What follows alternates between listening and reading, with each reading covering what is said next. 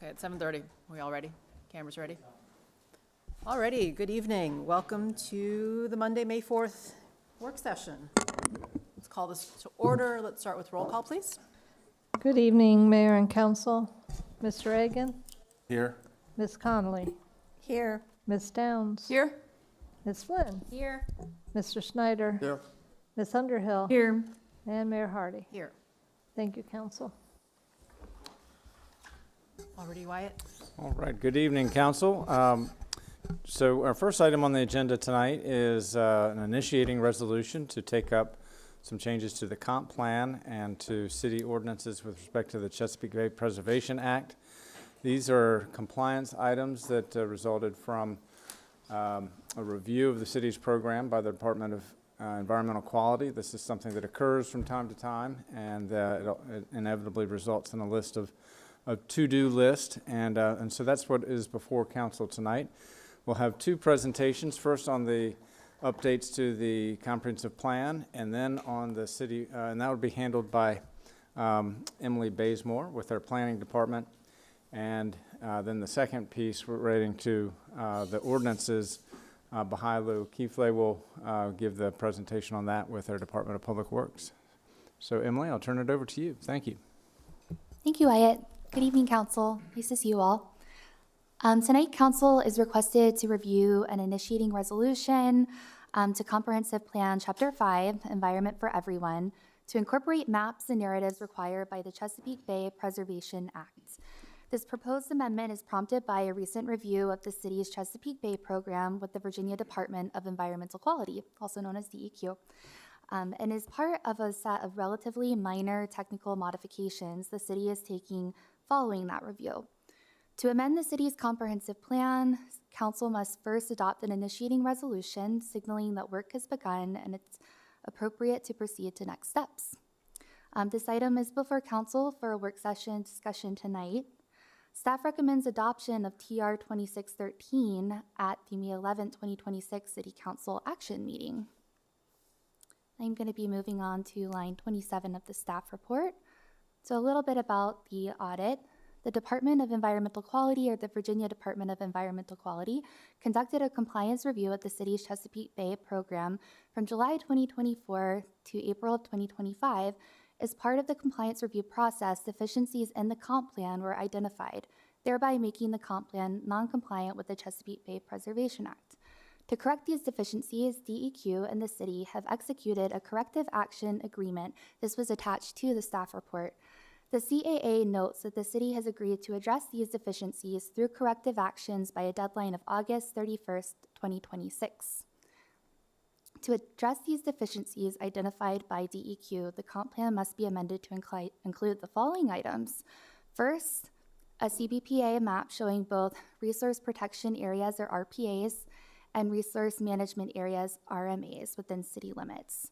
Second, a narrative and a corresponding map that describes and depicts areas of the city that exhibit physical constraints to development, such as steep slopes, highly erodible soils, and areas prone to flooding. Number three, a narrative and corresponding map that describes and depicts areas of the city with known stream bank erosion issues. And finally, a narrative and corresponding map of existing and potential water pollution sources. So Chapter 5, Environment for Everyone, was last updated on February 10th of 2020. This will be amended to ensure that the comprehensive plan complies with the Chesapeake Bay Preservation Act and its associated regulations. The draft amendment will be shared with DEQ for review prior to proceeding with the formal adoption process. All of the updates will actually be folded into existing sections, so there won't be any new sections included in this update. So the staff report highlights the sections where the amendments will be. So the stormwater streams and natural springs section, and then the bulk of them, all of the maps, will be in Appendix B, which is our natural resource base. The scope of this amendment is limited to just those highlighted sections to meet the August 2026 deadline that is included in the CAA. In addition to the updates related to the Chesapeake Bay Preservation Act, Chapter 5 will also include updates such as a new cover page, which will look similar to the Chapter 8 cover page, enhancements to overall accessibility of the chapter, such as increasing the font size, updating our captions, updating the maps to make sure that they are ADA accessible. Appendix C and D will also be updated to reflect the 2026 planning process and approval process of this amendment. Regarding community engagement, to provide updates on this comprehensive plan amendment, a project webpage will be created as a subpage to the existing Chapter 5 webpage. This lives in our planning library. The webpage will include the project schedule, a draft of the amended chapter once it's published, and project staff contact information. Project updates will also be distributed through the City of Falls Church's newsletter, The Focus. Now I'm going to hop over to timing. So we're here tonight for an initiating resolution work session on May 4th. We'll be coming back next Monday for action on initiating resolution. We anticipate coming back to City Council with a draft for review in June, and we're targeting a July final consideration of this amendment. Thank you. Thank you. Do we want to hear from Bahilu first, and then we'll take questions together? Okay. Bahilu, you're on. Welcome. Yes, I just want to check, can you guys hear me? Yes. Okay? All right, thank you. Good evening, Mayor Letty Hardy and Council.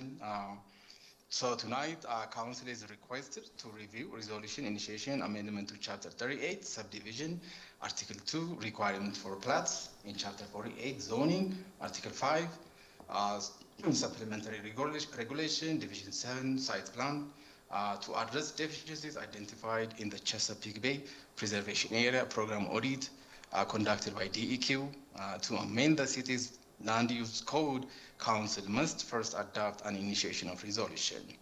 The purpose of this initiation of resolution is solely to authorize the initiation of resolution to proceed to update Chapter 38 and 48. Following Council initiation, detailed amendment including Chapter 35, 38, and 48 will be developed to address identified deficiencies from the audit. I will go to the recommendation, line 18. Staff recommend adoption of TR 2614 and TR 2615 at the May 11, 2026 City Council action meeting. Just to background, DEQ conduct audit of the City Chesapeake Bay program between July 12, 2024 and April 16, 2025. Some of the Chesapeake Bay's identified deficiencies are line 36, ordinance consistency review. One of the identified issue was establishing a plan of development review process for Chapter 35 in removal of referencing to the usage of an agreement in lieu of the substitution for water quality impact assessment, which is also impacting Chapter 35. The third one for ordinance consistency review is depiction of RPA and RMA, resource protection area and resource management area, boundaries on plats and site plans, along with notations that must include requirement to retain an undisturbed and vegetated 100% footage buffer area, and also limiting development within the RPA to water-dependent facilities. I will go to the staff analysis to address the deficiencies identified above. DEQ and the city executed the corrective action agreement. The corrective action agreement is the same as Emily mentioned for the comp plan amendment. So following execution of the CAA, staff coordinated with our consultant to go over all of the Chapter 35, 38, and 48 to assess the deficiencies and outline where we need to update. And I will go to straight the timing. So the timing will be the same as the comp plan since both of the requirements originated from the Chesapeake Bay audit. We are planning to go with the same timeline.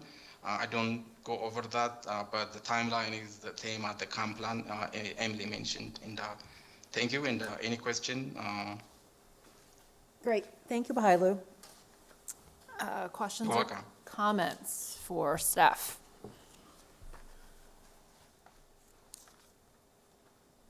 Art? Just one quick one, not really related to Chesapeake Bay, but when you're reviewing the comp plan chapter, do you also do a scrub to make sure there isn't some general data in there? I was just looking at it, seeing that like the bike master plan, when this was adopted, bike master plan was 2015. There's obviously been a newer one. The date needs to be updated. Generic stuff like that. You do a scrub.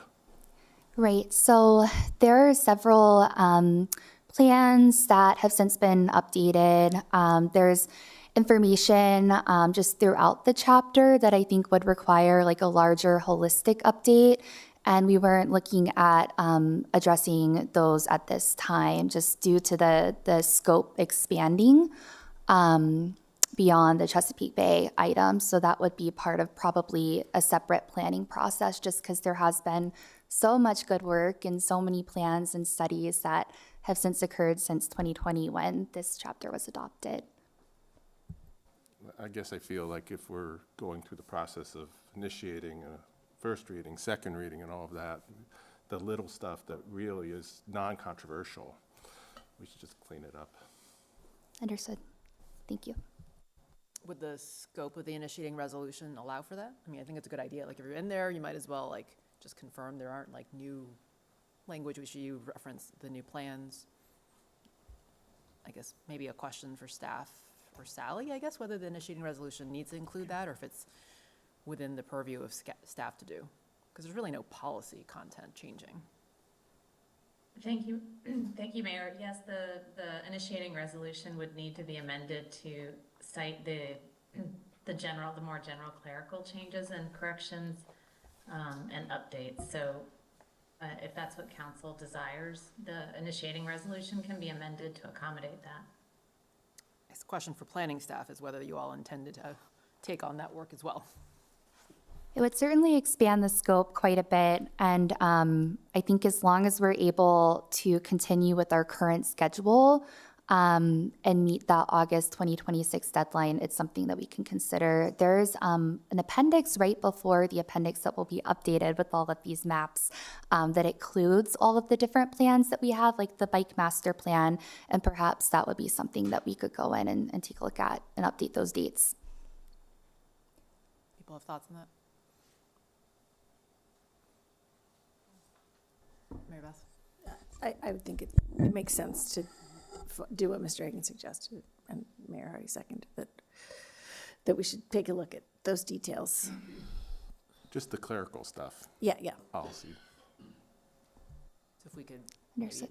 broaden the initiating resolution to give you guys permission to do that, and then we'll leave it up to your discretion of like, if you can keep the timelines. I don't think we want scope creep such that this turns into like a September, October adoption. Like, I think we want to keep it on the schedule, Right, but broaden maybe the language so that it gives you that leeway. that makes sense. Other questions or comments? Mary Beth? Is there an August deadline that we're trying to meet outside of our purview, or is that just on the schedule where the planning department would like to have this happen? So the August 26, 2026 deadline actually comes from that corrective action agreement. So that is from the Virginia Department of Environmental Quality. That's the date that we're aiming for with them. Others? Aaron? I have a couple of questions, and then I have a global comment. I was surprised I guess I'll start with my comment, which is that I was surprised to see a corrective action agreement for the first time attached to a staff report, as opposed that binds sort of council action, even though we presented in a fairly like technical corrective action, minor adjustment way.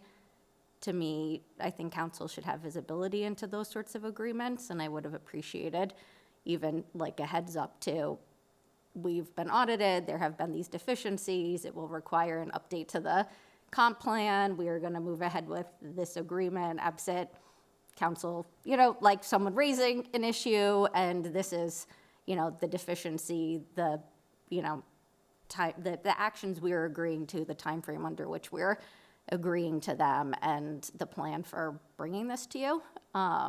So it raised in my mind, like, how many more of these may exist that we need to actually come into compliance on, when we're gonna have to do like comp plan amendments in order to come into compliance, and just, when we do things like council strategies, like, we do have an oversight responsibility, and I would just like to understand, like, as part of our oversight responsibility, does a strategy for something like good governance need to be, like, ensuring our compliance with the state code requirements, even though they can be, like, highly technical, and to the extent we have sort of deficiencies, are they recurring?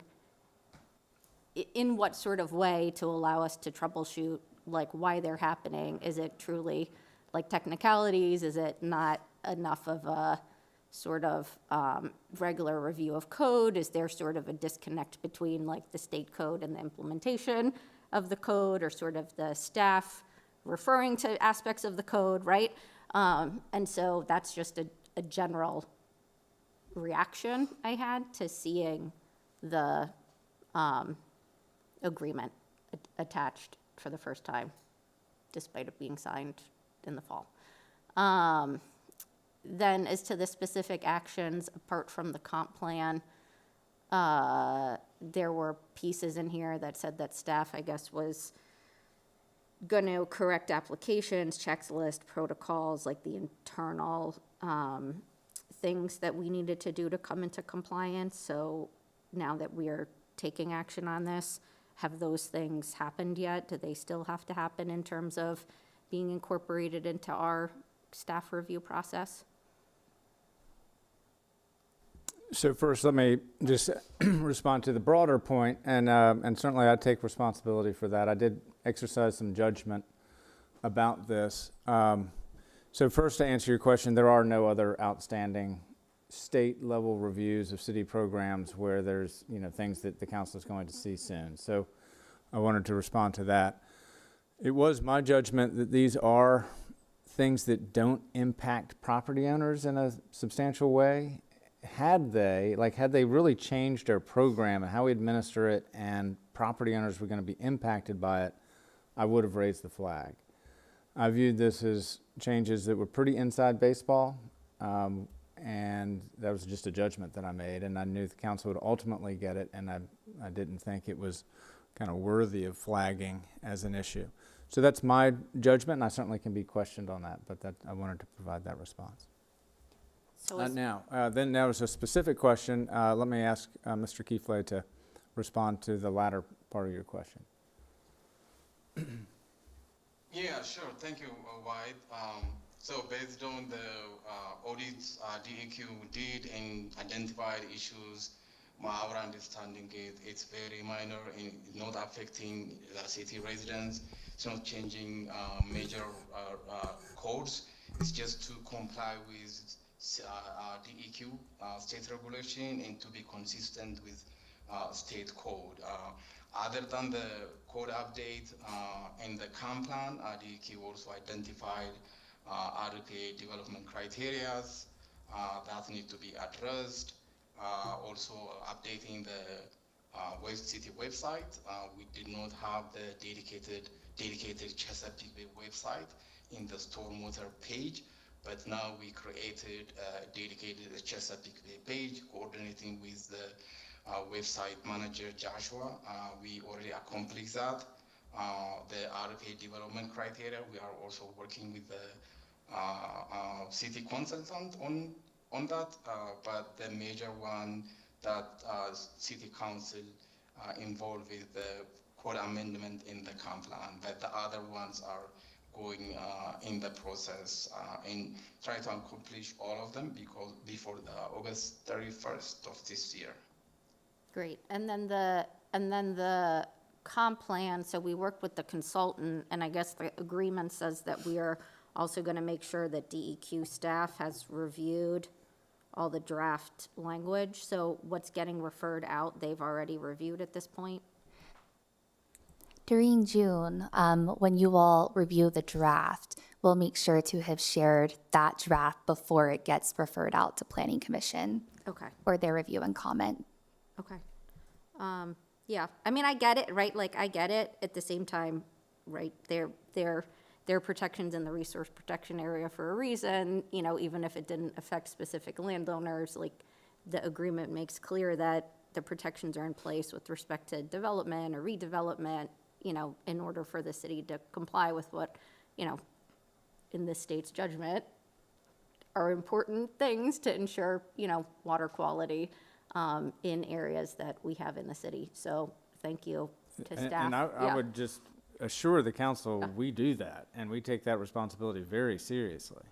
I don't think there's any identified deficiencies in the way that we're regulating it. It's more kind of how it's being presented. No, I know, but they're identifying things like the checklist and the processes, and so there are things that they identified to put into place to make sure that the requirements are clear, that when they're triggered, we're both aware that they're triggered, and then X, Y, and Z as to what we need to do. And so like safeguards that are in the process, so that regardless of who looks at something, that person is aware that X, Y, and Z are attached as additional obligations beyond whatever, you know, normal grading plan come in or anything else that comes in. So that's why I was just making sure that as to the additional things beyond the comp plan issues, that we had incorporated those updates too. And it seems as though we have, or that we are, and that as to the website, that we've gone ahead and created the page that we were also obligated to create. So, thank you. Others? So I have kind of a broad thought as well. So it's good that, Wyatt, you clarified there's really no impacts, no material impacts, either the homeowner or to the compliance with the ordinance, the Chesapeake Bay water quality stuff we're supposed to be all managing towards. That's good news. I guess my broader question is, like, how did we come out of compliance for both the comp plan and the ordinance? Like, was there like a state code change that we just didn't catch? Like, I know that we're trying to get in a better habit of having, you know, July 1st, when there's new code in effect, we go then scrub kind of the city code to make sure we're consistent with the new state laws. Like, was it just one of those instances? Were we just out of compliance for a while? Like, I guess I'm more interested in like the process breakdown that led to this point, and then making sure we address it in case there's other things out there that we just don't know about yet. I might be so bold as to say I don't think we had a process breakdown. I think we had a state official who came and made some judgments, and we don't argue with them. And there are improvements, I think, from the state's perspective, and we're happy to do them. I am a little reluctant to say that we actually had material deficiencies in our program. Okay. But I don't, if anyone else has a different opinion on that, I certainly don't want anybody else to hold back in saying that, but that's my belief. So whether, I guess, it's General Assembly legislation that goes into effect every year, or whether it's state programs, I just want to better understand the connection between how we implement things at the state level and making sure that we're doing it right locally, or in their eyes right. And maybe it just requires the audits that happen in this case to tell us that, oh, you missed a few things. But I'd rather we catch it up front rather than get a corrective action agreement, which sounds more serious and sounds like it's more work. Like, let's figure out the right process going forward, I guess. I think that's right. And maybe one other little bit of context. We do have interactions with state agencies. And some examples I cited earlier are with respect to, say, the Aurora House and our accreditation process. That is a very intense and serious process. And what the state has as leverage is they can close the facility. And so you don't need a compliance agreement. Here's the things you need to do for your reaccreditation. If you don't do them, you won't be able to be open. For stormwater, it's different. The rain is going to fall and the water is going to move through our system, and the state doesn't have the same leverage. I think they're very reluctant to issue fines. It's a difficult process. And so I think they kind of amp up sort of the compliance because of that fact. And it is a big statewide issue of having local governments administer the Chest Bay. And we're carrying out state policy. And so I kind of get it from the state's perspective that they need to kind of elevate some of their compliance efforts because of they don't have the leverage that VDOT does or DCJS. Those are just some thoughts that I have on that. That's helpful. I got an alert that there's no audio on the Cox feed, if we're aware of that. We're working on it, or TAN FCC TVR. Anything else on this one? So it sounds like next week, maybe we'll broaden the language in the initiating resolution to give you guys some leeway if we want to make other updates, like minor, non-policy updates. And then we should be good. I just don't want there to be known inaccuracies in there. That's the big thing. You know, it's accurate. But obviously you need to meet our August deadline at the same time. Right. So, Thank you all. great, thanks, Emily. Thanks, Bahilu. Thank you. All righty. Only 10 minutes behind so far. And only 2 more items to go. And they're just little things. Yeah, okay. Okay, moving on to budget work session. So, Can I make my Oh, yes. conflict yes. of interest? The city council is discussing tonight the city's proposed FY 2027 budget. I am an employee of the Falls Church City School Board, which will be affected by the proposed budget amendment. Because I am only one employee among many who may realize a reasonably foreseeable direct or indirect benefit from the proposed ordinance, I am allowed to participate as a council member in this matter under the Conflict of Interest Act. After consideration, I am electing to participate in this transaction because I am confident in my ability to participate fairly, objectively, and in the public interest. all right. Well, tonight is the final work session on the budget, and we call it the budget markup session. This is the time for the city council to provide final direction to staff for the production of the budget ordinances, the tax ordinances, and the fee ordinances that will be before council for public hearing and final action on next Monday, May 11th. And so our finance director, David So, has put together a spreadsheet that lists the items that council has been discussing in terms of changes, and it might be helpful if we can put that up. One thing that we learned from last year is that we shouldn't do this in a PowerPoint, because if the council changes the numbers, we want to be able to change them kind of on the fly as we go. So here's an Excel spreadsheet, and there are also some blank lines at the bottom if there are other things that the council wants to consider. But this is sort of a workout for the council to go through the various different options. So with that introduction, what we have listed, maybe David, I'll turn it over to you, can you just kind of walk us through how the spreadsheet works? Thank you, Mr. Shields.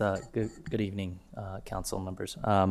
So tonight we have here a spreadsheet of 6 items that the council may consider based upon the $700,000 increase coming out of the Q3 Budget and Finance Committee meeting.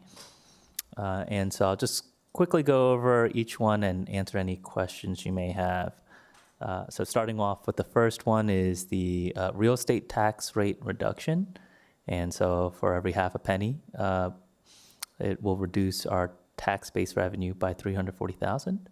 So we have in column B here kind of the rate calculation of what is associated with the options to consider in column A. And in column C is based upon a staff recommendation of the proposed changes. But again, council, you have the authority to make changes as you see fit here.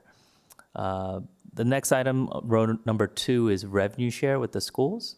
And so if the tax rate reduction of half a penny does go into effect, that would reduce the tax revenue from $700,000 to $360,000. And so 50% of that would go to the schools based upon that. The next item we have here is the personal property tax. So there were previous conversations. We advertised at the higher rate of $5, and this is just another lever that council has. If there's additional funding required, this option is still on the table. And so for every penny, it would generate roughly $17,000 per penny. So if you were to increase it up to $5, that would be a 20-cent increase or $340,000 of additional revenue. The next line item is to increase street maintenance funding. And so this one, there's no limit as to how much you'd like to increase this funding. And again, based upon all the different levers, you can increase it currently up to 180,000. But of course, if you decide to increase personal property tax, that could be a much even higher number. So this row would be the addition to the street maintenance funding of about $1.5 million that we currently have budgeted for. Row number 5 is to reduce capital reserves. So within our street maintenance budget, about $800,000 of it is using capital reserves. And I do have another tab here to kind of outline what the rate would need to be in order to kind of convert our capital reserves to what we call pay-go, or funded through the real estate tax rate. So we'll get to that shortly. But that would be the staff recommendation, is to keep our street maintenance budget flat, but swap out the capital reserve with the tax revenue that we have here. Finally, number 6 is there's also contingency. We understand that there's still a lot of uncertainty going on, and so if there's any sort of concerns, there's always the option to allocate this tax revenue into the contingency line. And one other note, we did reduce our contingency, so that's another item to consider for council. So in total, we have the $700,000 of revenue that we have outlined here that we have. So moving down on the spreadsheet, now we're going to start touching on some of the non-local tax revenue that we've highlighted. So first, one item that we have here is during the April 27th work session, I believe, the sheriff provided his needs. He requested 1 FTE and then some additional compensation for his 4 existing employees. So this here only outlines the increase. And so what the staff was able to do was look into some other sources of funding within sheriff. We did note that he did have some funding available through the jail budget. Now reducing this budget puts us at higher risk. Generally, we've been coming in around $500,000 at a peak. The budget will be reduced from about $570,000 to $550,000. But do note some of the risk areas is currently the city of Alexandria is doing a jail study to better determine their utilization and other sort of needs. Our concern with Arlington, who we outsource this service to, they may also follow suit and do their own study. Just note that they have not touched the rates that we pay for Arlington. So that is a possible risk that the City of Falls Church may have heading into next year. But we were able to find this money to help fund the increases of the sheriff's request. I'm going to bank on that really low crime rate in 17 years that Chief Fard told us about. That will be fine on jail fees. So that being said, moving on to number 8, there's been a lot of discussion related to the solar panel. Staff's recommendation is that we use one-time funding to help pay for the solar panel. Just a few items to note here. Staff has done further research into the federal tax credits. There's several items outlined, one of them being using foreign entity, or in this case, specifically panels that are manufactured in China. There are concerns with our ability to source American-made solar panels in order to meet the deadline as well of December 2027. So that being said, there is a high probability that we may not be able to get those federal tax credits associated with the solar panels. So our recommendation for council is to view this as just a full-on cost. If we're able to get those credits, that would be a win. But for this exercise, to just only view it as a $182,500 project. The last item is in previous discussions.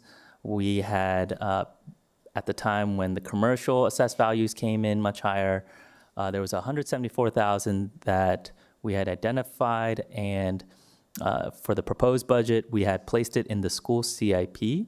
And so that is also for council to consider whether to keep it in the CIP, provide back to the schools, or appropriate to other projects. So those are the other budget items to consider that we have outlined in this spreadsheet. And we can make any sort of changes, tweaks, as council sees fit. So moving on to the second tab that we have here. So what we did was we modeled out here, and I'll have to zoom in.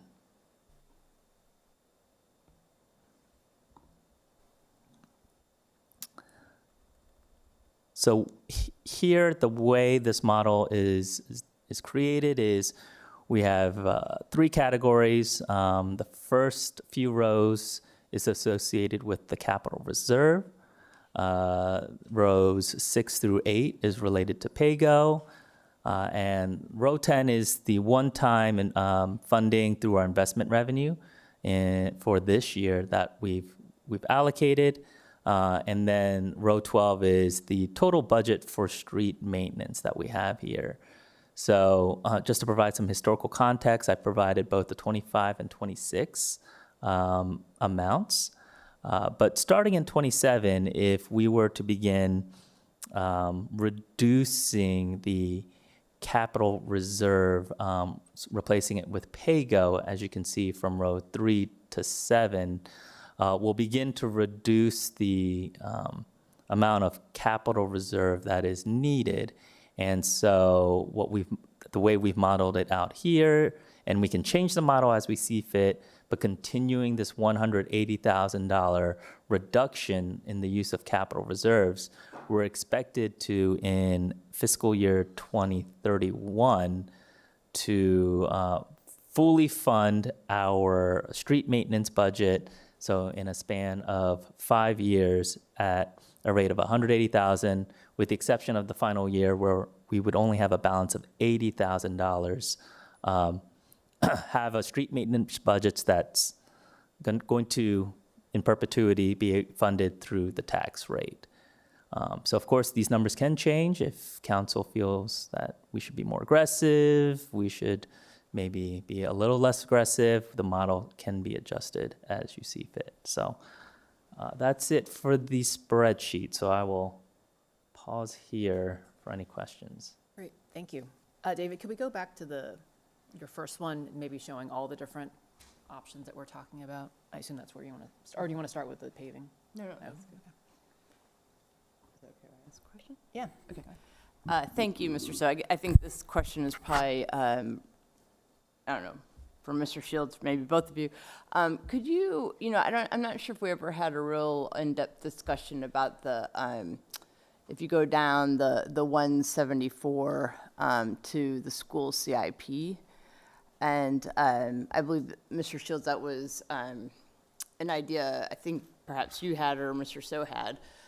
Could you speak to that a little bit? The idea of keeping that in the CIP? So, yes, the school board voted on a budget request, and that is what was in the March 23rd presentation. In addition to the school board request, there was sort of the late money that came in through the revised revenue forecast of $340,000, thereabouts. And so that was not included in the school board's vote, and therefore it was not what I presented to the city council. But following principles of revenue sharing, I sort of parked that money in the school CIP, which does give the city council future appropriating authority just in terms of how that money is used in the future. But it would be used for one-time expenditures through the school CIP. Okay, so I guess what I'm trying to get at is so the schools and the cities are undergoing a facilities assessment. And I think some of us feel that there could be some data that comes back on one school in particular that's going to need some work. And so is the thought, I guess what I'm trying to think about is the thought there to put it into, to park it into the school CIP as sort of an investment for some of this improvements that we might need to make when that facilities assessment comes back on the schools? That was on my mind. Okay. And the other thing that's powerful about that money is it's built into the tax rate. And so it's kind of pay-as-you-go money. It's not one-time money. And so it seemed to me to be a very useful building block for what probably will need to be a larger level of effort to maintain our school facilities. Okay, thank you. So keep in mind, we lost 10 million from the phase 2 in the CIP. So that's like a big chunk. And so having more money in capital, just like how we were saving up for Mount Daniel and then the schools, is probably prudent. Sorry. So I guess this is one that you said was a surprise. You decided to do this, so it wasn't anything that the school said, yeah, great idea, park it there. You just sort of set it there until we could figure out what to do. But in the spirit of revenue sharing, the schools could have asked for it when they pared down their budget a lot to get it under the number that we thought was the number they were going to have in February. So they could have said, don't put it in, or was it too late? I don't know the timing because I wasn't aware of this until just recently. So it happened sort of in the last 2 weeks of the budget process. Yeah. And but there the money is, and Yeah. you know, the city council in conversation with the school board can determine how you want to do it. But if it had been put elsewhere, we kind of would have lost track of it possibly. And so this allows it to be a point of discussion. And to be fair, I think it was me, Laura, and then the school board chair and vice chair, along with staff, when we found out that commercial revenue was doing better. And I think school staff said, hey, should we count on this? And because we had a bad experience with Q3 revenue last year, we kind of said, no, I think it should be conservative. Like, we don't know what's going to happen. Q3 is going to come out in 3 weeks. It could be really bad. Or we may choose, because of revenue assessments being high, we may choose to do something else with it because we anticipate the general government needs being high. And so we had kind of informally said, maybe don't count on it. I remember that conversation when the commercial assessments came in higher. So Yeah, somehow I missed that conversation, or it wasn't shared with all of council, just the ones who were in the room there. But regardless, what I think you're saying you believe in the revenue sharing agreement, but this sort of says to this, like, have we ever put money in the school CIP like this before? Other than what, there like, are two things that are unusual. Yeah. One, I don't think a city manager has ever presented a budget with a larger number than a school board has asked for. Right, in their right. operating budget. I don't think that's ever happened. Right. So, it's a little bit of it's a unique situation. yeah. So I think the question now is how would the council like to handle it? So personally, I would like to handle it, putting it back into the revenue share, providing it to the schools. The schools are very aware of that there are big CIP needs coming up. I think in the spirit of sharing the revenue and working together as partners, we should be able to say, we're going to give you this money. We're going to give you the 174 and we're going to give you the 180 to 180. And that comes down to almost that same $500,000 that we're always arguing over at the end of the budget, or always trying to put in the right place. But we set this process back in December, and Mr. So said we have a cone of uncertainty, and that cone has been closing and closing and closing. So that's because no one expected that to happen. It's never happened before.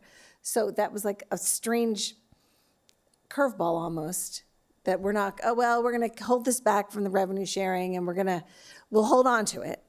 And with the intent of giving it to the schools for capital. I just feel like if we're in a trusting relationship with the schools and we said, these are the rules we're following, then we should stick with the rules we're following. And if we want to renegotiate the revenue sharing agreement, which I think everyone wants to do, and the schools do too, we should do that in June and start to really look at what those needs are. What are we trying to figure out here?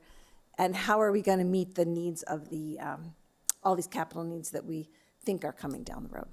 Just one question I have before I get to Justine is how much do we have saved for school capital needs between their fund balances and what may be in the CIP? Like, do we feel good about that number? Because what I hate is in 6 months, we're going to get the facilities assessment. There'll be a big bill and we'll be like, well, darn, we should have used the 174 as the beginning piggy bank, right, to save up for those things. Because I think it's very tempting for us to put it more in operating, but we know that there's going to be a bill coming in 6 months.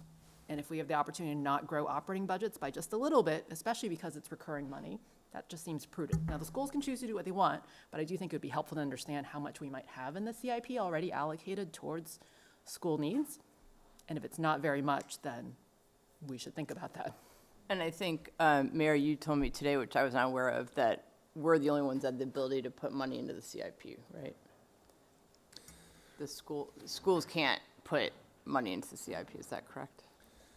Yeah, so that happens through the council budget process, is how money gets into the CIP. Sorry, Justine, go ahead. Just following up on this point. So basically, there is a section in the CIP for all the things that the school needs. But the school budget doesn't usually fund. Like, how does the school budget integrate in with the CIP? And how have we been funding a lot of school-related projects? So typically, Caitlin Sopsey puts out a call for CIP projects in the fall, and the school board participates in that. That's how they get into the CIP for consideration. Right. But the formal action is the council's adoption of the budget. Right, but I guess We the fund it. school, but we fund it. So there's a little bit of a lopsidedness there where we're splitting the budget. They have their year-end balances they Yeah. use for the baseball field, the concession stand, And but other like the things. broad CIP that we all, like the 6 and 10-year plan, we fund it with debt, like the high school, or we Yeah. fund it with PAYGO, or we fund it with grants if there's grants. Yeah, but I guess for like PAYGO, if we're funding stuff with PAYGO, then that's us. So there's also like, there's a discrepancy there as well, where if we're funding certain things in the CIP that are maybe going to the school, then it's not truly a 50-50 split. I don't know. I mean, that's what I'm asking, but. Can we take a hypothetical? We have the facilities assessment coming in. I'm assuming it will tell us there are needs. Don't know which ones they are. There will be needs. Let's say there's a project that's going to cost $500,000 or $300,000. It's going to be a CIP project. Okay, now we're looking at FY28. There's a CIP project based on the facilities assessment. It needs to be paid for $300,000. It's critical. It's raining on the students or something. Where does that money come from? So the city council appropriates everything. So the schools, other than their state money and, maybe their school meals, lunch programs, all of the money comes to the city council, and even those lunch programs get appropriated by the city council. So the council appropriates every dollar that the school spends. So if we were taking that $300,000, let's say in FY28, and we said, this is a school project, we should be sharing the impact of fixing the school is $300,000. Would we then hold that back from the number for revenue sharing so that it would reduce the revenue sharing in FY28 but from their perspective, from 150, because it's funding a school project, so we'd be splitting it.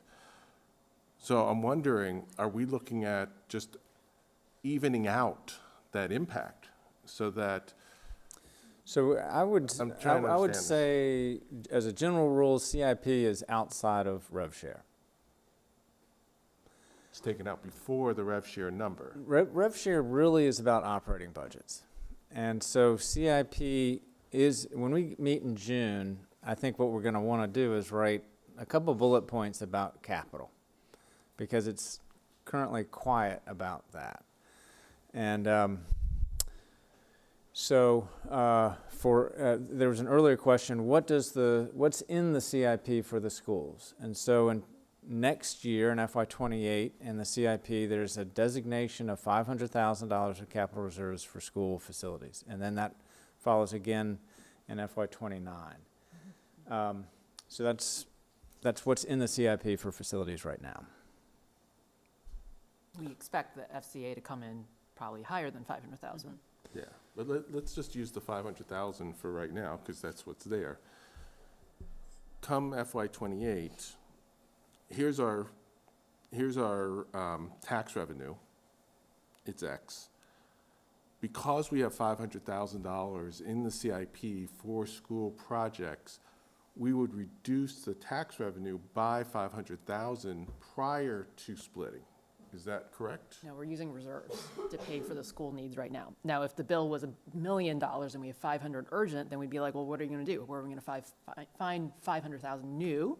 Then you might consider needing operating dollars or some other form of money. So the way it works today is that 500,000 would either come out of the general government's capital reserves or would come out of the general government's Operating budget. side of the revenue share. It would not come out, the way things work today, that capital project for the schools would not impact the operating budget of the schools. The schools really wouldn't be paying for it at all. The city would be paying for the full amount. Well, I think to Wyatt's point, we haven't had a situation where we need to take operating dollars to pay for CIP needs, right? That impacts revenue share. So the revenue share doesn't talk about that scenario. But we are using reserves essentially. Yeah. The other thing you mentioned was, suppose there's a roof leaking and there's $300,000 needed. So the schools do have a fund balance, so that they use for those kind of things, for things that are needed, that are operating things, but are outside of what's already in their budget. So they have that fund balance. And that would be a fine spot to park this $171,000 and trust that they also know that there are going to be big capital needs, and that this is something that they need, and they need to be able to decide what to do to spend it. And just as one reminder, when the school board does use their fund balance, it still must be appropriated by the city council. So you did that not too long ago Right. on a project that the school board wanted to advance out of fund balance. So it's just basically two different piggy banks. The CIP is one way to think of a piggy bank, the school fund balance is another. They all still have to be appropriated by council. That's right. Well, the CIP is a program, but it's funded by various pots of money. Okay. Other thoughts on the school CIP while we're on that one? Well, one quick thought, because the letter that we had received prior to last week, they talked about they had come down by right sizing, and then there were $205,000 still off because of the increased, I think it was the benefit, other things. And so we're still 25, even with the 180, we're 25,000 below that. That, I think, would be, Or they can To take get them 25 of the to- school CIP money and. That's what that I mean. think is operational. I mean, I know this is, I mean, that was one thought I had, is to get him to that number at least. I mean, I just think we still need to talk about Ms. Connolly's, 50/50, and, I know that we've had that agreement, and I also know that all of us, and probably some of the school board, want to revisit that this this year. You know, I think with the revenue share, we heard the term, don't we want predictability? But it's not predictable. I think Mr. So, you always said the only thing that's predictable is not predictable, right? And so I think, you know, even with the 50-50, and the school board would say that it hasn't been 50-50 the past couple of years, and I agree. I mean, I used to be on a school board, and for different reasons, you know, tax cuts or what have you, or quarter three came in wonky, that kind of thing. But I do think that, you know, there needs to be some flexibility. So there are going to be some year, maybe one year, there's 150 more students in the schools. And so they need to have more than 50% to make up for that. And maybe one year we have another snowmageddon, we have this and that, and our expenses are through the roof, and we might need more than 50. So I think, you know, I do think there needs to be a little bit more flexibility on both sides with this revenue share. That's a conversation for this summer. You know, but there is something to be said for sticking with it, with the 50% as we have agreed to. But on the other hand, I also see it does concern me, the CIP. We've lost that 10 million. You know, I'll just put it out there. I think Oak Street Elementary, I think it's going to need some money, some investment. And so I do see having that money in the CIP. And Ms. Connolly, you're right. If they could park it and hold on to it in case something happens in terms of facilities. So you know, I know I'm going all over the place with my comment, but that's part of this. Is a very messy process, right? It's very so. But I do agree with you that Mr. Egan, that if we could get him at least to that 205, I think 205 number was. So the idea that I'm hearing, just make sure we're I on think the same that's the page, fully funded. is instead of 174 to the school CIP, make it 150 to the school CIP, and then take 20 of that operating dollars and share that as operating, so it gets them to their maintenance of effort of 200,000. Is that the option that I'm hearing correctly? I lost you. So Art said the school's maintenance of effort was 200,000 short.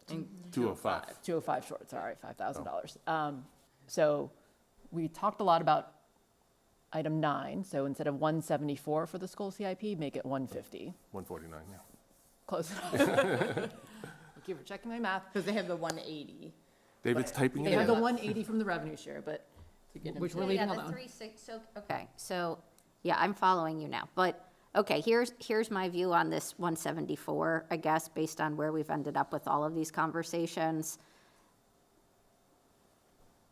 You know that when I went into the budget, I did not expect the 174 to be used on either the school side or the general government side. And then the 174 was put into our budget, you know, for the compensation increases and whatever else in order to fill that gap and sort of have parity with the schools on the things that they were able to accomplish in their budget, even with their $205,000 shortfall or whatever we want to call it. I guess having used the 174 on the general government side in our operating budget, I do sort of feel like the school board should have the discretion on their side as to that 174, given that we used it on our side and it kind of wasn't in play in terms of council using those dollars the way we've been talking about the $700,000 and what we're going to do with those, separate and apart from the way that the city manager presented his budget. So I guess I would be fine with saying, as to the 174, we used it in our operating budget. We should release it to the schools for their discretion. They have their meeting tomorrow. I think our strong signal is that we think it would be prudent for the schools to decide to put the 174 into their CIP, since their answer seemingly says they could do that. But, you know, they have the discretion to use it differently. Understanding, as I think through conversations I've had with several different school board members, that we are concerned about rate of growth and the percentage growth relative to percentage growth that we can continue to expect, and that if it like truly goes into operating budget for the schools, they may then feel a squeeze on their operating budget in a way that they're using discretion to park this money wouldn't kind of confront them with that same issue. So I would just like do the split and let them decide what to do with it. I don't really understand the 205, because I've never understood what school maintenance of effort is. Like, I don't understand that 205 in terms of, like, they were things that they cut, the city manager cut things in order to come in at budget. Like, I don't know that those things, right, are they gonna fund new things? Are they gonna fund things that were cut? If you had an additional $205,000, I don't know that you would put them back to putting them into things that you had cut from your budget. It might be that, consistent with priorities, you would use them for something else. So I feel like you came down the same amount and ended up in the same place as your budget overall as the schools did, and we just didn't talk about the numbers the same way of being down 1.3 because of the interjurisdictional agreements and everything else. And so I feel like it's just cleaner to say, use your discretion as to the 174. We'd really prefer you don't start hiring full-time employees with it, because it could be more of an issue going forward. But I would prefer to just put the 205 aside in terms of, like, how we're trying to deal with the 205, and just deal with the numbers that we have, and then figure out, are we coming down the half penny? And then what are we doing with that 360 that remains? And do we do a 50-50 split, or is it something other than a 50-50 split based on urgent needs we're seeing, and have a discussion as to how we've ultimately allocated money for increased paving, like the mast arm issue, whatever else that we have, and figure out what to do with that 360 if we just at least put to bed the 174 issue. Can I jump on that? Thank you. And Ms. Flynn, yeah, and I think that's a great perspective as well. And Ms. Flynn brings up Mr. Shields. I'm going to start a list of all the things we need you to do before you leave. And I'm adding this to the thing. I think we need to have a discussion. Mr. So needs to be there. But, the schools use this term maintenance of effort. And we don't know what our maintenance of effort is. So before you leave, I would love to have you give us this is sort of, every year we need to be doing one mast arm, we need to be doing this much in paving, we need, this much put aside for salaries, all the different things. We need fleets, every year we need to do a new DPW truck, we need to do 2 police cars. What is our maintenance of effort, so that we are better aware of, that number, so that when the schools say this is their maintenance of effort, we have an idea of what our maintenance of effort is. So I would love, like, before you leave, for you to help us understand that better. Does that make sense? It does, and to me, there's a real methodology to that, and to me, it's actually an outstanding thing for a new city manager to do, because that's going to be a program that the council is going to have to sort of build towards over time. And so that's just a thought. It's also, I think, requires pretty rigorous analysis that probably can't be done in a useful way between now and see, well, you can move your end date later. But can I just say one thing real quick? So I appreciate that, Mr. Shields. I would just say, I think, to me, the mast arms were a big wake up call. And so, and we have a new DPW, well, she's not so new anymore, but still fresh eyes as a DPW director. Even if we could get with Ms. Brain and talk about, are there things that we need to be doing on a yearly basis to, maybe it's one mast arm a year, and then, 2 police cars a year, one, truck a year, whatever it is, but something that I just don't want us to be sort of taken aback that, oh gosh, and some of this is the history of not having this revenue that we have now coming in from commercial development. The city couldn't keep up with things when we didn't have that revenue coming in, and so a little bit we're playing catch up now. But we're never going to have money to say, okay, let's do 15 mast arms this year. So what is it to just keep chipping away at all these sort of infrastructure issues? And I want to second that it doesn't have to be this deep analysis down to the penny, because we just got the numbers in the Q&A for the police cars, and looking at how many are under 6 years old, it's very clear we should be replacing police cars 2.5 on average per year. That's the rate that's needed. And over the last 6 years, we've been replacing 1 or even less per year. And having that knowledge of, okay, 2.5 police cars, that's a line. You know, it's just, it doesn't have to be that deep, but at least having that starting point, I think that's part of what's gotten us into the situation we're in now, which is why I'm against the rate cut, because I'm looking at the street maintenance, I'm looking at the sidewalk maintenance, I'm looking at the police cars, and we have been underfunding a lot of things over the last few years. I think partially because we haven't had that knowledge. Well, partially because we've had a 50-50 revenue share, and we've been trying to afford a really large debt service while keeping it somewhat affordable for people, frankly. That's why, right? So I think this is why, I mean, I will +3 that this would be a helpful, like, number to wrap our heads around. I do think that knowing Wyatt well now, that is his very soft way of saying it's gonna be a big number, and we should, like, think about that. So. And that's what's scary about where we are right now. So back to that 174 for the school CIP. I would agree with what Aaron said. I feel like the mixing of operating and CIP coming out of the revenue share just makes it confusing and not clean. And we need to keep this clean if we want to be able to sit down and rework it again in the future. Because if you go into it and say, well, we did change the rules partway through and we had good reasons to change the rules, but we did, then you're not going in with trust of how you're going to come out. So I think like that was a surprise to the schools.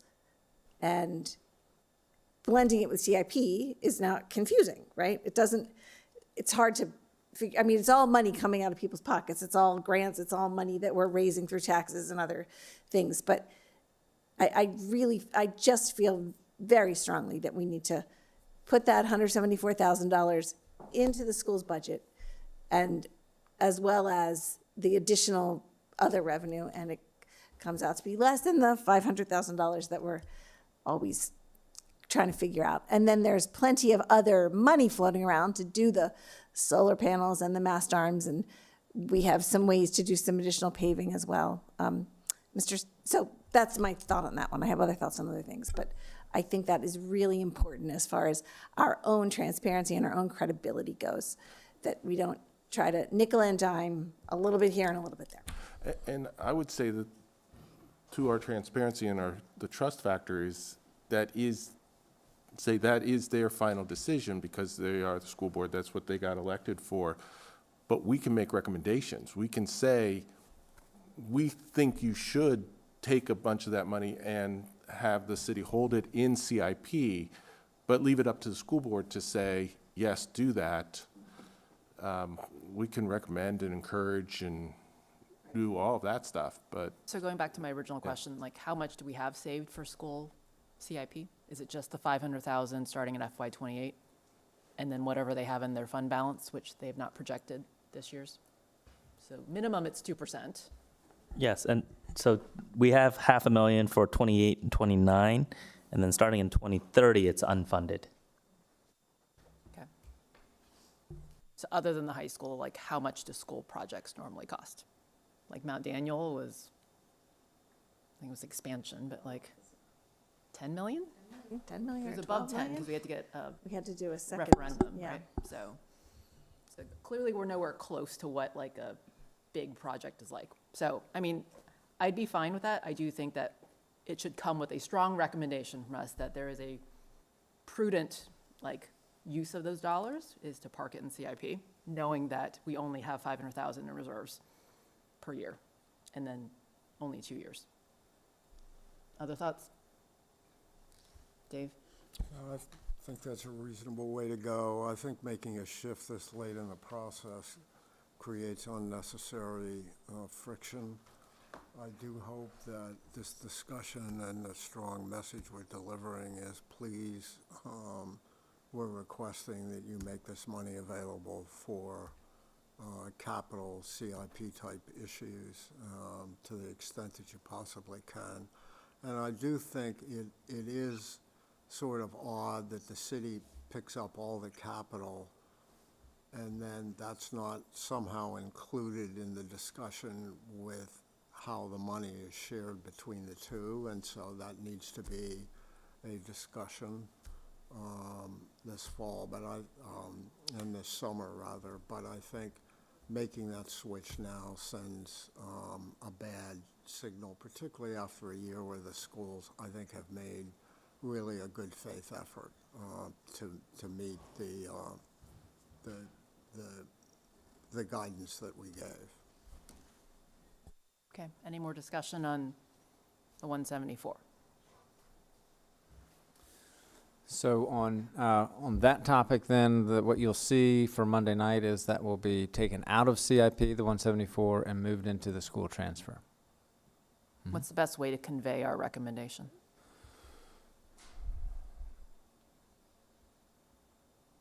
That is a good question. I think it could be a letter from the city council to the school board. And I think the points I've heard is, one, we think we need to be saving for capital needs. Two, we want to constrain operating budget growth because we're worried about FY28 and beyond being harder. Third, we don't recommend FTE usage because those are permanent mouths we have to feed ongoing. And again, that will be harder to sustain if we don't have much revenue. Are there other points we want to include in that note or letter? Well, I think just that our shared, I mean, every school board member I've talked to has a shared concern of incoming capital needs. So they also share that concern. So I think that's the proper way to couch it is we all have the same concern that large capital needs are coming. But shouldn't it often be like, we're concerned, and then we know where the money's going to come from, right? Like, to me, those should be connected. And that's the thing that I worry we're not thinking about how we're going to pay for these things. Okay, can we scroll back up to the beginning of your chart, David? Just timing-wise, can we make sure that we communicate that tomorrow because there's a special school board meeting tomorrow night? Thanks. So on that, I will plan to communicate with the superintendent tonight, and so we can get that taken care of. Thank you. So other options that David's put out there. So starting with what to do with the 700,000 revenue reforecast. Can we talk about the paving on the other tab before we get into the tax rate? Okay.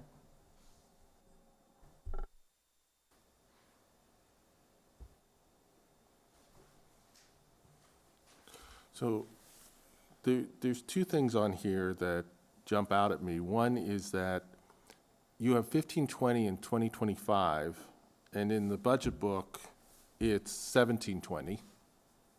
So that's a concern. And I also want to point out that the 1520, looking at the budget book, can you confirm that that level of effort is still that lower level of paving that we heard from Ms. Brain is below maintenance of effort on our paving? Last year, we were at 1,400, year before 870, and this year, we're still at that 700. It seems to all kind of be blended into the bigger number along with bridge repair and signals and markings. And I want to make sure that we understand what that 1520 is. You mean 1.5 million? Yeah. Okay. And is that actually below FY 2025? And below where what I heard was that's below where we're maintaining our roads, that they'll still be degrading at that level of spending. I think what I recall from that work session is we're getting our next paving conditions assessment, the PCA, in 26. The data we'd gotten from 23 to 25 was that we were keeping things steady, which was good, right? Like, we were like, well, we clearly want to be improving, but at least we're not going downhill anymore. We don't have any new data or data before that, but the next one will be in 26. And so I think our thought was, well, we should at least try to get back to our numbers of 25 so that we keep things as is without degrading further. Am I remembering that correctly? I have a slightly different memory, which is, well, I mean, in some cases based on what Zach had said, which is that we needed to be funding close to $2 million a year, which somewhat contradicted Anyway, so I haven't gotten clear numbers is the pirate story. I feel like Zach's numbers was an overstatement. What I heard from Tara was that they had been able to do a lot more with what they got than they had anticipated.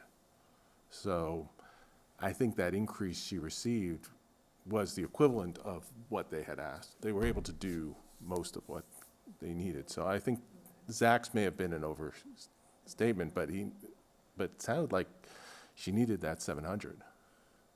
She was just able to do a lot with it, which is great.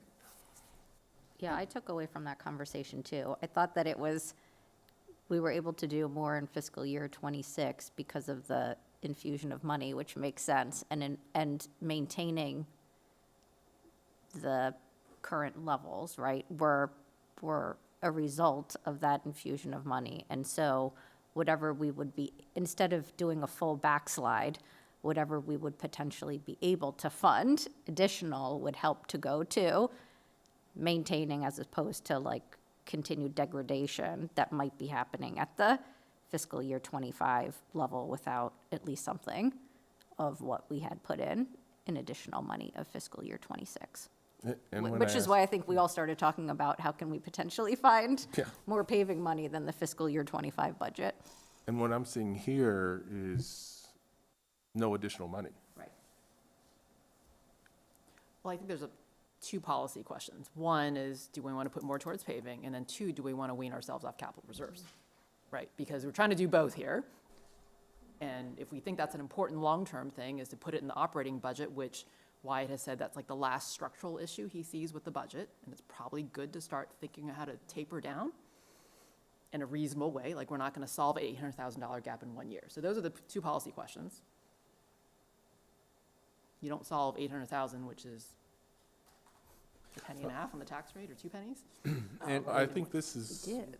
I would agree that tapering it down makes a lot of sense. This is a good plan to wean us off, but it does, and I think it's addressing weaning us off of the capital reserves for something that really shouldn't be. And I applaud that. But it's doing it at a level that we may actually be increasing our costs of maintenance as we go along.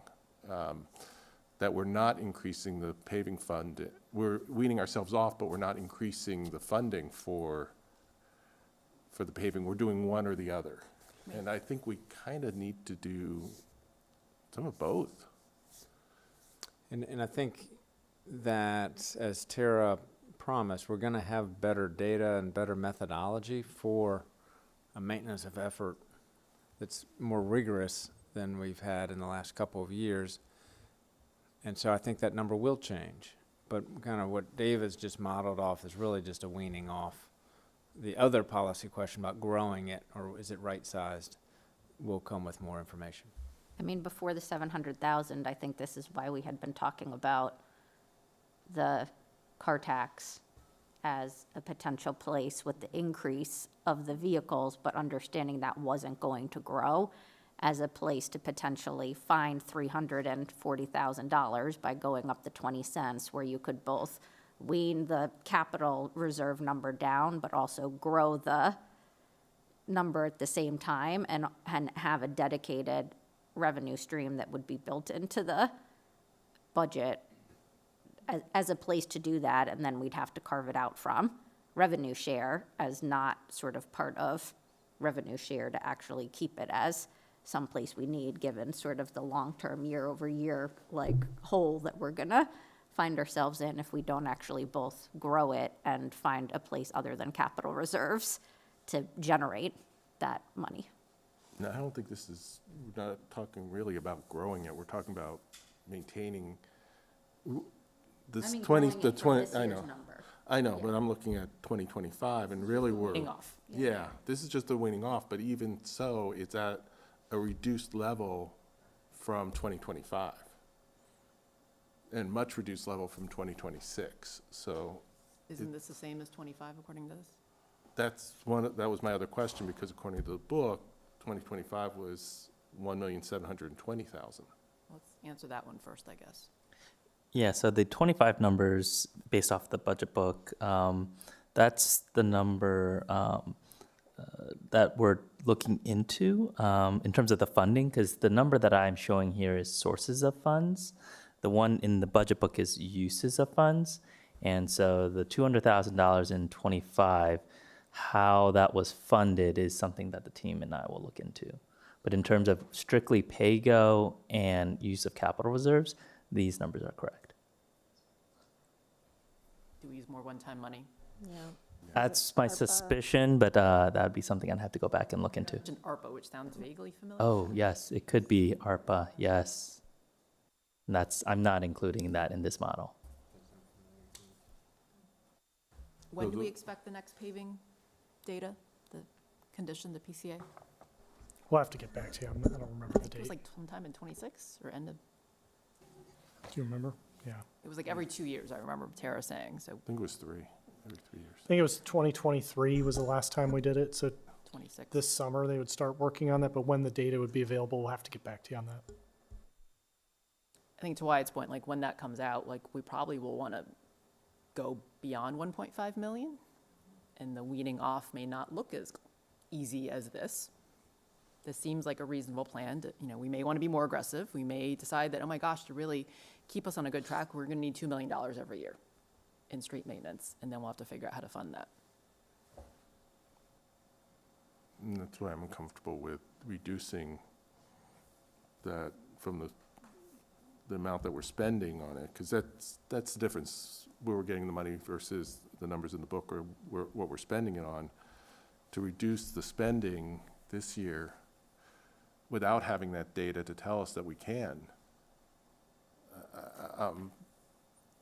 that's scary to me. Dave? I think we can make a better case to the public to raise if we're going to raise the car tax with hard data in hand rather than speculation, which is what I'm hearing now. I'm hearing very different interpretations of what we've been told so far. So I think a stronger case can be made next year, for example, if in fact the data is there and we can make a stronger case. Right now, I'm seeing way too much speculation and disagreement over what we really need. Thoughts? One other thing, just, we have a July work session plan to talk about CNI as a possible way to help with this problem.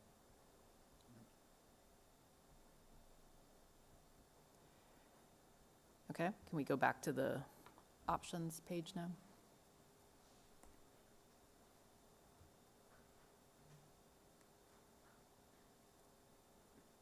Can I ask where the masks are? Like, so under budget items to consider, we had the conversation, so let's say, right, paving, we just kind of had, I don't know, I have a sense of where we ended, but paving aside. We also had mast arms as an area of concern and had talked about potentially using any year-end surplus to accelerate mast arms, but then reading the staff report, it seemed to me that there now may be a recommendation of using year-end surplus to fund solar. So I'm wondering, like, what happened to the mast arms and where do they stand? Do they stand at being replaced any sooner than the every other whatever year schedule it was in the CIP pages?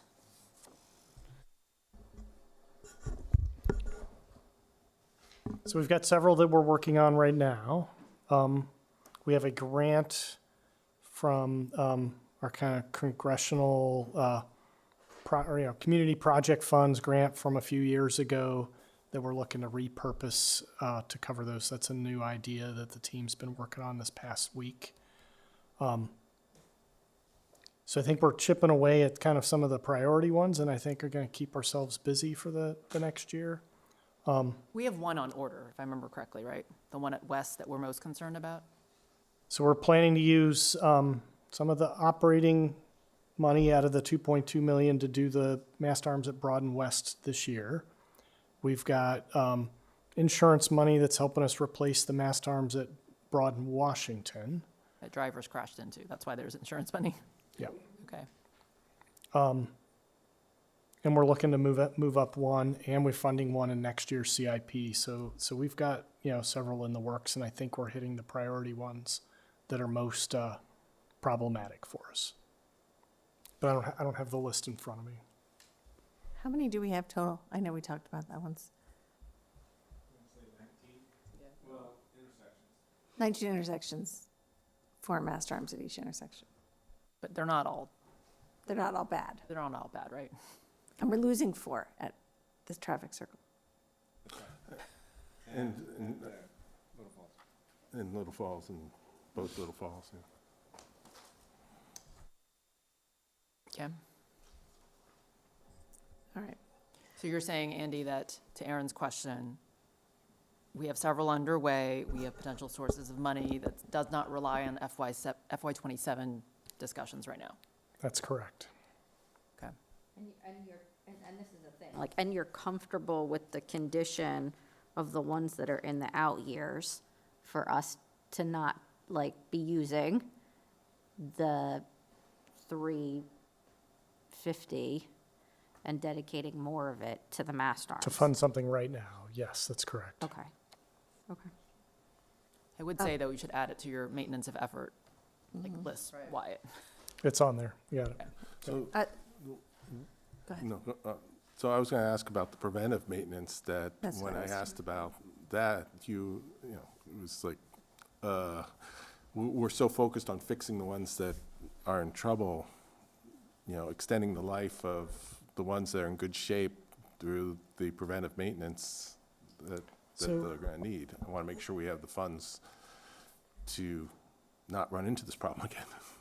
So I think 2 things. So now having kind of pulled up the CIP and my brain's catching up to me this evening. So two things to share. So one is the cost of these from the initial ones that we're trying to do here in 2026 are coming in less than what we'd anticipated. So we think the dollars that we've set aside, both in the immediate term and then in FY27, are going to get us a little further along, maybe not quite 2 for 1, but they're coming in more affordable than we had anticipated.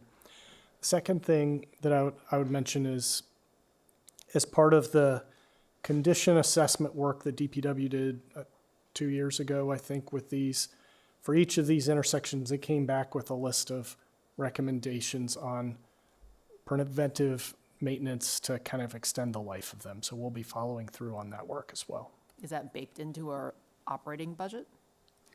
We'll have to work it into the, money we've set aside for these things, but yes. Did that answer mast arms? Okay. Just a question about the solar, the rooftop solar.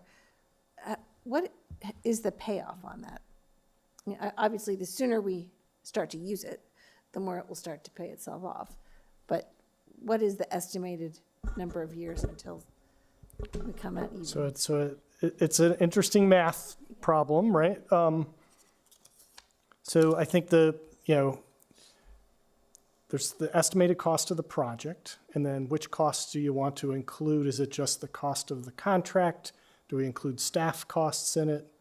Will we get the tax credit back from the federal government? I was talking with a couple of my colleagues from the ESC earlier this evening, trying to kind of work through some of this. The Trump administration's new rules that govern kind of these tax credits are somewhat complicated.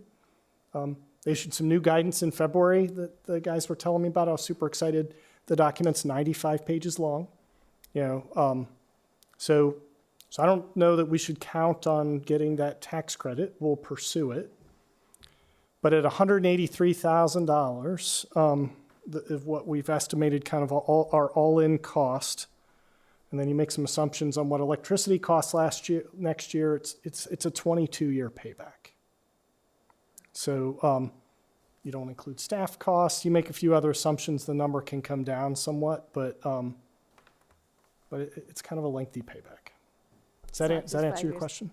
Yeah. Do solar panels last 22 years? That's in the ballpark of how long they 22? last. Okay. Okay. Other thoughts? Mr. Snyder had also mentioned 2 weeks ago or 3 weeks ago about foregoing council salaries, salary increases. I don't know if that's included in there. I don't know how others feel about that. We sort of, a couple said, I don't know. Anyway, that's just something worth discussing. What's the amount built into the budget for council salary increases?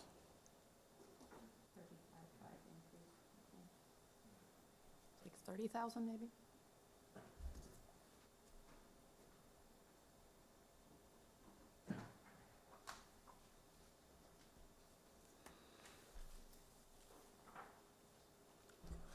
Looks to be about 36,000 for just the compensation piece, not the benefits.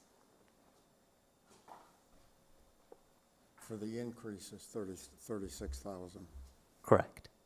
not the total salary, but that's the increase, 36,000. I think that would go a long way toward refurbishing the teen center, for example, or other expenditures, paving or whatever. I won't take it personally. I won't take the increase. But I really think it's a bad idea for council to be approving that pay increase in the environment in which we are now.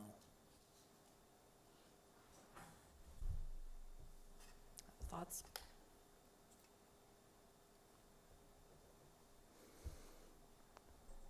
I'd be willing to forego it too.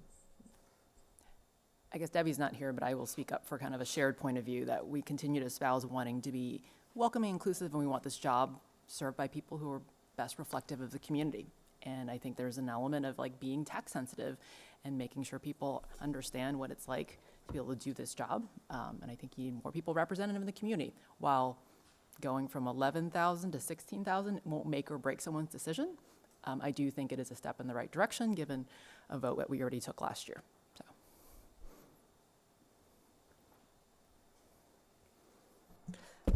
Just from talking to people who were considering running, who are on the younger side, this is running is a big commitment. It's a lot of time. Also serving on council is a lot of time. And so, at least from people I've talked to who have been considering running, the salary does make a difference in terms of being able to help them with, one of them has a young kid, so being able to help them with Babysitter. right. So yeah, for childcare and other things like that. So I do think from an equity point of view, it is a step in the right direction. We did not go to the max, I think, right? Yeah.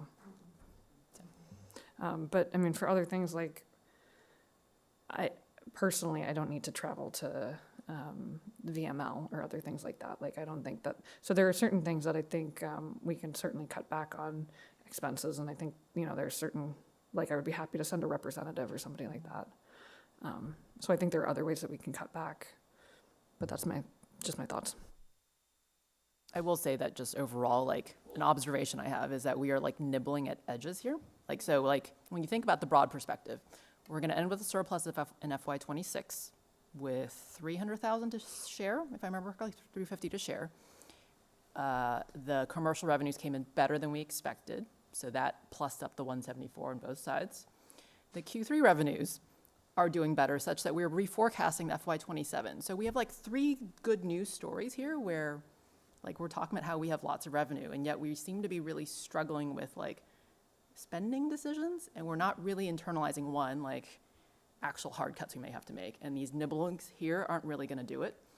I recommend we think hard about that for next year when, I think as David told us, like FY28 is going to be tougher. Saving 20 here is not really going to make a difference. Like, we're going to have to think bigger about other revenue levers, about actual cost savings. Like, all the debates we're having now is how to spend more money. And we haven't gotten to the tax rate reduction, which I'm still a fan of getting to, because frankly, this budget is on the backs of residential assessments growing. Like, residential AV is growing 7%, our local economy is doing well and exceeding expectations. That's great. That's not going to be forever, given that we'd have no commercial growth coming on. And so I want us to pause on the I think Dave last week mentioned the highest number of federal jobs lost ever. Like, there are definitely people suffering in the community. The broader region has a lot of uncertainty. So one, I would encourage us to keep the long term in mind, and then second, think about where taxpayers are at this table, because we're really just debating how to spend more money. Other than talking about a 20,000, change in council salary, which obviously is not going to. Yeah, it doesn't change anything, but I mean, it's part of when you're just talking about, staff cuts on the school side, like granted vacancies, or staff cuts on the city side, granted vacancies, removing part-time positions. I mean, like, I would vote to forego, if we do a straw poll even, I would vote to forego the council increase, recognizing that we decided to do those benefits, and the benefits do come in high, and so I don't think it's changing things one way or another, but I think we should be cognizant of things that have gone unfunded, and when we talk about taxpayer burden, the same way that Dave said, like, is it really the environment in which we say for the marginal increase it is on any given council paycheck to increase council salary by $5,000, it just doesn't seem like the right year, or in general, to say we're increasing benefits by $28,000, recognizing the importance of that to people running for council, for example, and then to not recognize like that the salaries are going up by a commensurate amount too, and to be adding that cost as opposed to our also finding a way to trim budgets on our growing thing that looks more like a department when we're not actually a department of city government.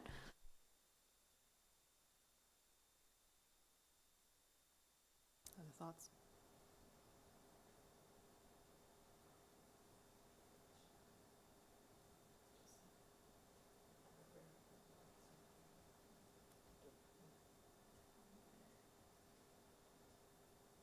I guess, do we have thoughts on the biggest dollar amount up there, which is the half-penny tax rate reduction?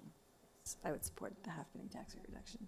Is there Yeah, consensus on that one? I would support that too. yeah, I would, and I know that, even though Arlington raised their, was the real estate tax rate, I think, up 2 cents, they're still, their average increase, it was $400, and ours is $600, and that's with them raising their taxes 2 cents. So we're still, when we look at our neighbors, those assessments came in high, and, with the $600 yearly increase average, I think that's the right thing to do, is to cut it by a penny, half a penny. Thanks. So obviously, I'm the other side of the coin, where I think we have a lot of uncertainty. We have a lot of increasing costs, the cost of our employees, the cost of the school employees, the changes to the benefits, that 13% increase. I anticipate we'll probably see something, hopefully not 13%, but we'll probably see something again next year, just the way everything has been going. We would like to, we have inflation. I think next year we're going to be seeing increases to our salaries across the board for our employees. I think this is another case of where we've been shortchanging things, and we need to figure out what's going on, take a hard look at, is the structure of our revenue sources the way we want it? Is it encouraging the things we want? I would personally prefer to not reduce, just hold the line on the tax rate reduction, split that 340 with the schools according to the revenue sharing, and take our 170 and not reduce the paving budget. Because I don't know why it always seems to come out this way, but that is exactly the same amount.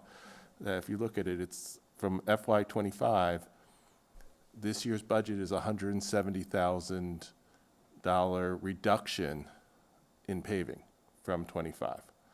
And I would rather see that money going into there, because we're going to have harder lines, and this is like an FTE. Once you do it, it's pretty permanent. We're not going to pull it back. I mean, yeah, it's not permanent, but it's, it's painful to ratchet back on. I would rather see us hold the line on the tax rate. Other points of view?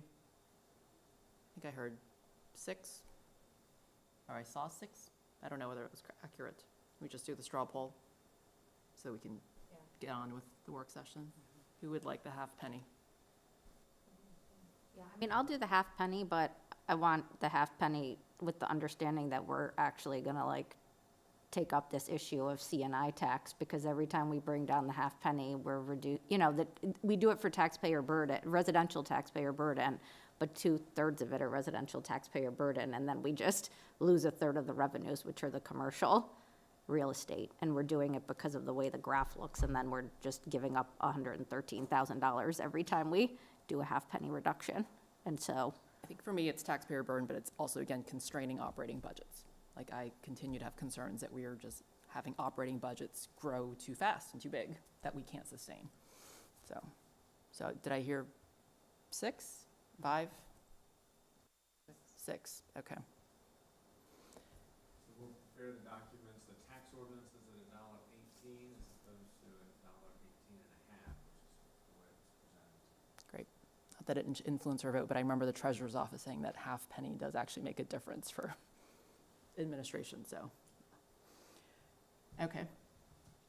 So that leaves 340, 350 left. Line 3, the personal property tax. Do people want to raise the car tax?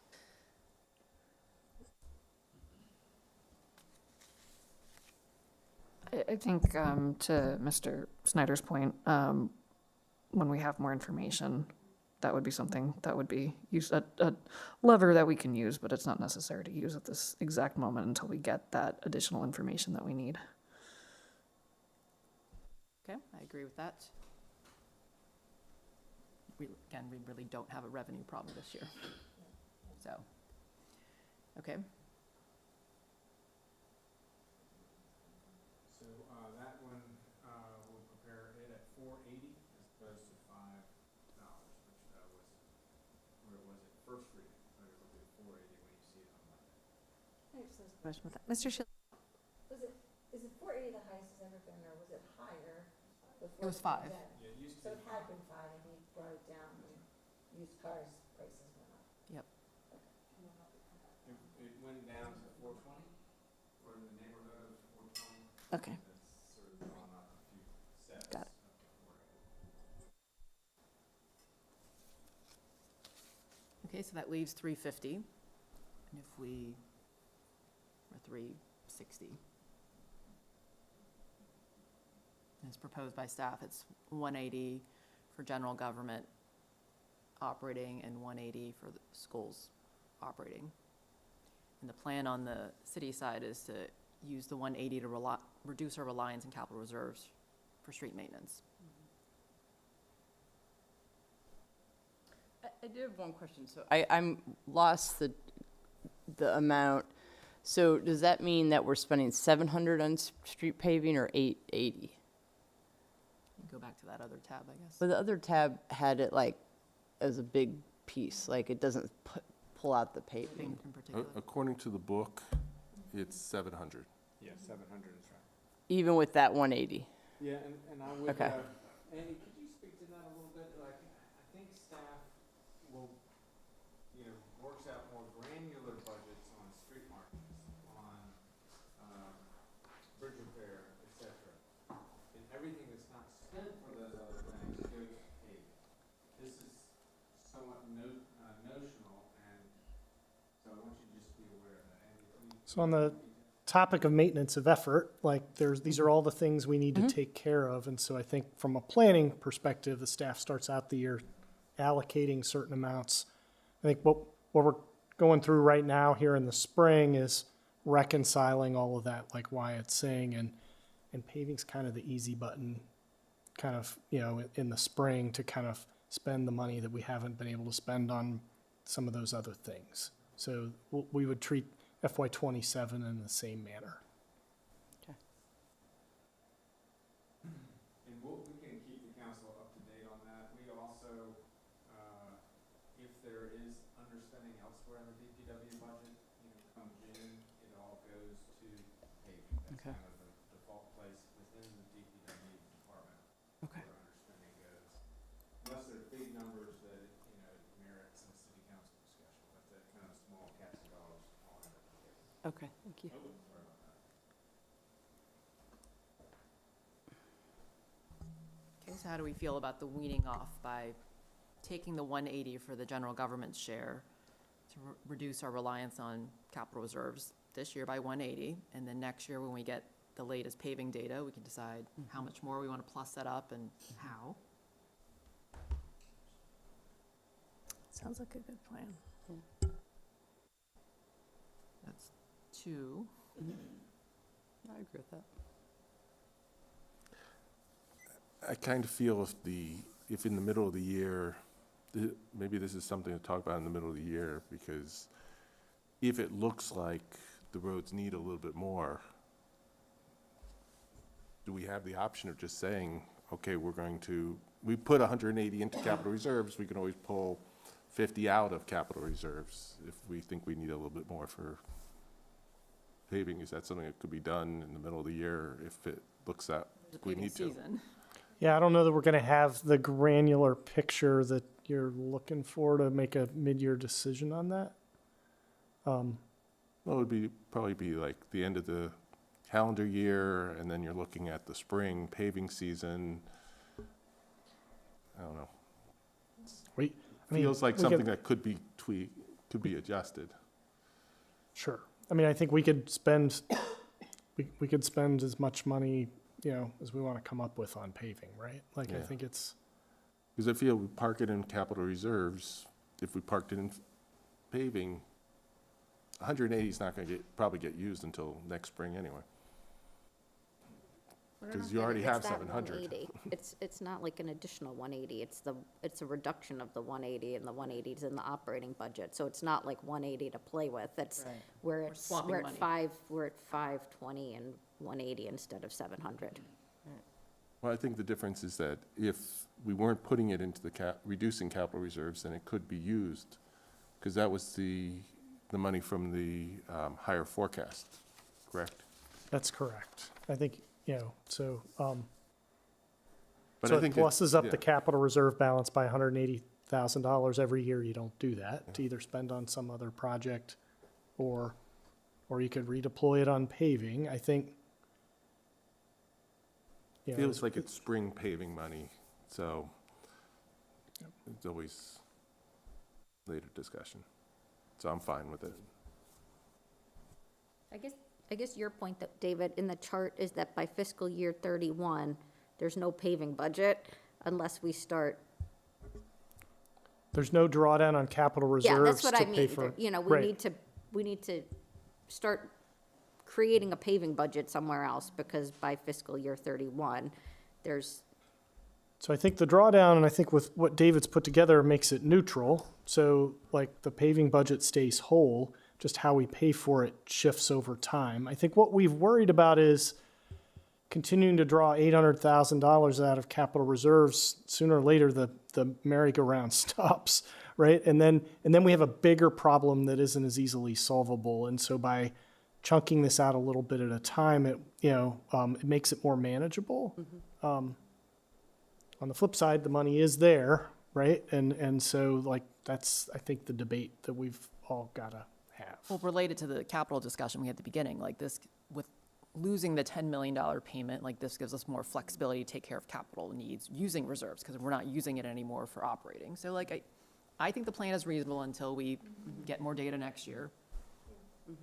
Yeah, and just one other thing I'd like to add is with the capital reserves, it is being used to fund the 6-year CIP. So any reductions through the paving will help replenish funding for the 6-year CIP. And to Ms. Hardy's point, when we had the West Falls Phase 2 built in, there was no cliff because our capital reserves were robust enough to support. But with that reduction, the cliff now suddenly did show up in FY 2030. But to be clear, like, I have faith that the land is valuable. So whether it's Hoffman or some other version of Phase 2, like, as the rest of West Falls builds out, like, if anything, I think the land will be more valuable when HIT opens and then the metro site opens. And so that is something that we could market sooner than later, so. I would agree with you on that one. Just a paving, this is a paving question, probably I should have asked weeks ago. We're talking about paving residential streets, secondary streets and tertiary streets. But they're, like, when Fairfax Water rips up a street, they repave the street. That's not in our paving budget, right?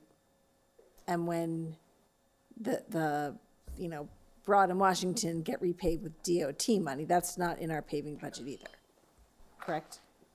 It's not in these numbers. In no. these numbers. That's right. So that's an addition, so there are always streets that are being repaved because of other people digging things up. And That's true. another example is in Greenway Downs, those streets are all ripped up and they're gonna be, sections of them will be repaved as part of that project, or the greening of Lincoln. I'll add, so yeah, that's, at least from my perspective, yes, that's correct, except, actually, I believe Fairfax Water ripped up this of Lincoln a few years ago and repaved it, but their repaving is a 2-inch or less. It's just very surface level. And so the major issue that we're facing is that the roadbed in many places actually needs to be reconstructed, which is a much greater lift than what Fairfax Water provides. Okay, there were some, going back to the other options chart.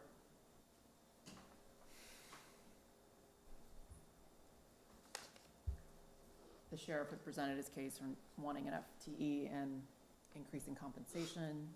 Looks like staff has found a way to fund the compensation, the market rate adjustments. Any thoughts on that? Let's use that jail money. And just for a little bit more information on that. So this would be for the deputies, or the similar to the police. It's really focused on the deputies. So they would be getting a 9% increase in pay. The one animal control would be officer would be getting a 12% increase in pay, and so that's what it's for. So they that's what this number represents, the 21,000. The and so in the ordinance that you're adopting to set compensation, what you'll see is a change after being discussed tonight to reflect those numbers I've just cited. And just like the police pay, was this kind of benchmarked with, it's probably harder with sheriffs, but did we benchmark these adjustments with the region sheriffs?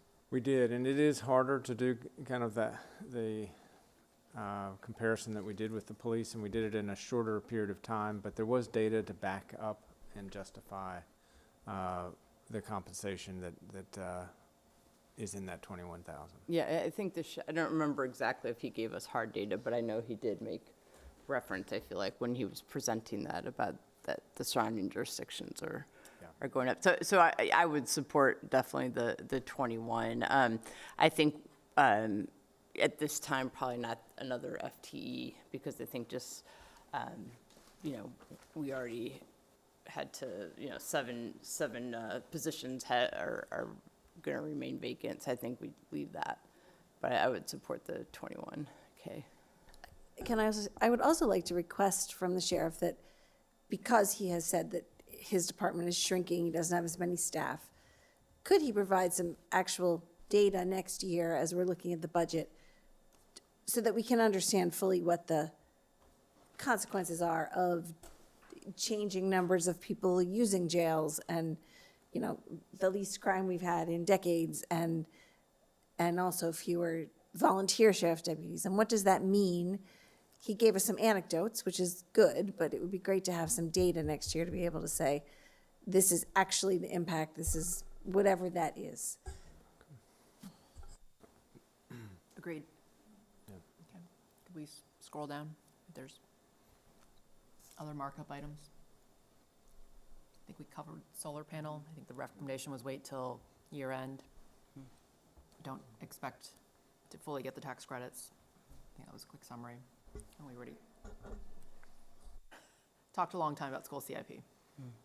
What about police cars? Can you just talk about that quickly? We think police cars are going to be taken care of, but that was a big conversation we had a couple weeks ago. So it's another one of those structural challenges we're going to chip away at, right? So we've got a total of 5 already kind of on order for the police department this year. We're going to be coming to you all with a proposal in the spring budget amendment to use auction proceeds from some of the cars we've replaced to buy another one. And then, there are several of the police vehicles that'll be priorities for FY27 purchases, which we'll get started on in July. So,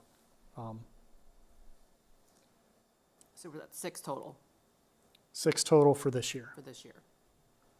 And then next year we'll need to do not another 6, right?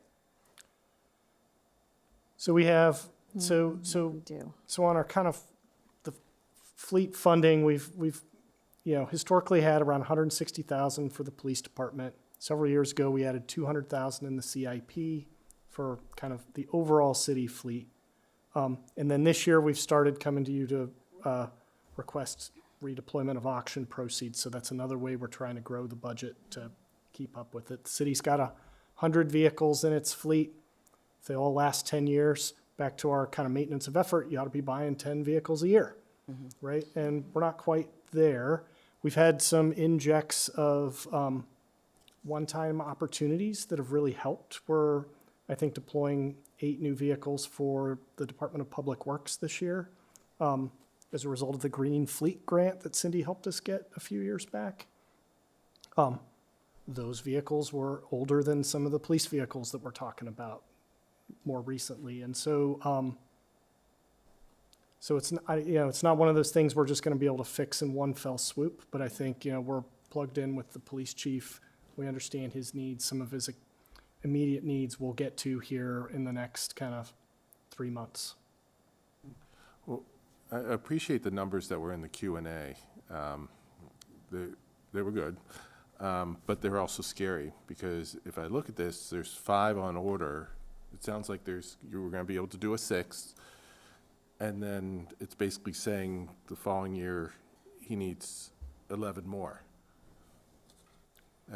In addition to that being a really big number, I'm also concerned that 6 years from now, we're going to need a whole bunch of cars so that, because the 5 we're buying this year will be 6 years old, and I want to make sure we have a solution that gets us back to, over time, to that 2.5. I think we all, whatever number it is, and every year we do a smaller number.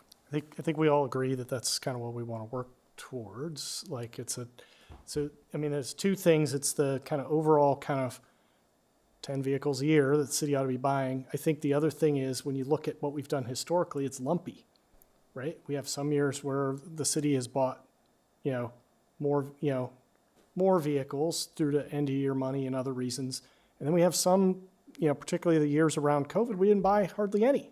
And so some of this is those bills coming due, and it's going to take us some time to work it through. Mr. Young, where are we with DPW trucks and things? Is it the same sort of thing? Are we behind on some of those? I would say before this year, I would say yes. I think we've, like I said, we've got a whole bunch of new vehicles. Those are kind of in the obviously fleet. much more expensive than a police car and some of those big, huge trucks and Well, things. so I think big, huge truck, some of the bigger trucks in the city, I think, Mr. Bradley and Herb, kind of several years back, made some strategic investments in some of the bigger trucks. And so we've got a couple that are still pretty old, but they made some good decisions on that a few years ago.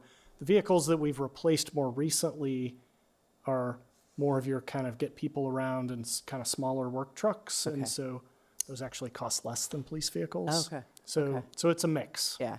Yeah, I'd So love to, and I'm sorry if it's probably in some document somewhere that I missed or I'm forgetting, but I actually had a conversation with a former DPW employee who you probably know, who now works for Vienna, but he was talking about like the snow, snow trucks and things like that. And that's a hard one because how often do we get snowcrete, and that sort of thing. So Yeah, so that'd be really interesting to hear, sort of if there are any bigger ticket items that we have to be planning for in terms of those vehicles. Understood. Yeah, thank you.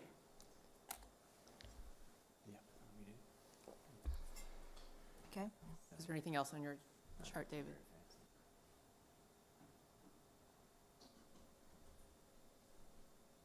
Like further down. Further down, or zoom out, either. That's it. Can I ask one quick question? Huh. And it just has to do with when we raise the ARPA funds, do we have any risk exposure from projects, that we're using ARPA dollars to close out by December 2026, that if they don't stay on track, we won't have the ARPA money because it will lapse and we'll need to fill in some way with local money? Like how we've been making sure that whatever the closeout of the ARPA is, that we remain on track to be able to use all of those funds. I'm stepping in because I just did the April 30th mandatory report with the Deputy Finance Director, and currently all is encumbered and expended except for $2,800, and that's on a stormwater PO that we're looking to have done and addressed, should be by the June 30th, but definitely by the December 31 deadline. That's good news. 'Cause I think there are And definitely other Greenways communities is where progressing. or so. We talked about that a lot for the last 6 years. $18 million worth of discussion. Yeah. There's some really good generational investments. I remember we talked about kind of principles, how to deploy the dollars, and I think we lived up to those principles. So hopefully the community will see some lasting benefit. Okay, anything else on markup? I think we have a number of items for consent preview that you want to talk through, Wyatt?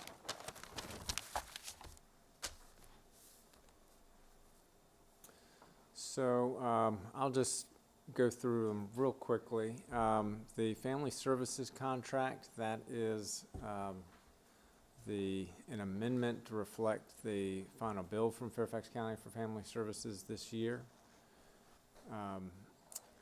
The Cavalier Trail Park playground equipment, council will recall that was discussed last year. We did have some underspending in our park master plan budget, so there's $600,000 available. We'd be using a chunk of that for the playground equipment here, and we'll have approximately $240,000 left for other park improvements from that $600,000.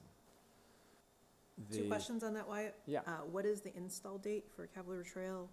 And then we had punted on Crossman because we thought there was already Banneker nearby, and so is the 240 going to be for something there or one of the other parks? I was asked about West End Park recently. So it's not enough to do any kind of a big project. I think it's thought to be to do other things on the park master plans, trail improvements and furniture replacements and things like that. I can give a better list in the staff report for Monday night.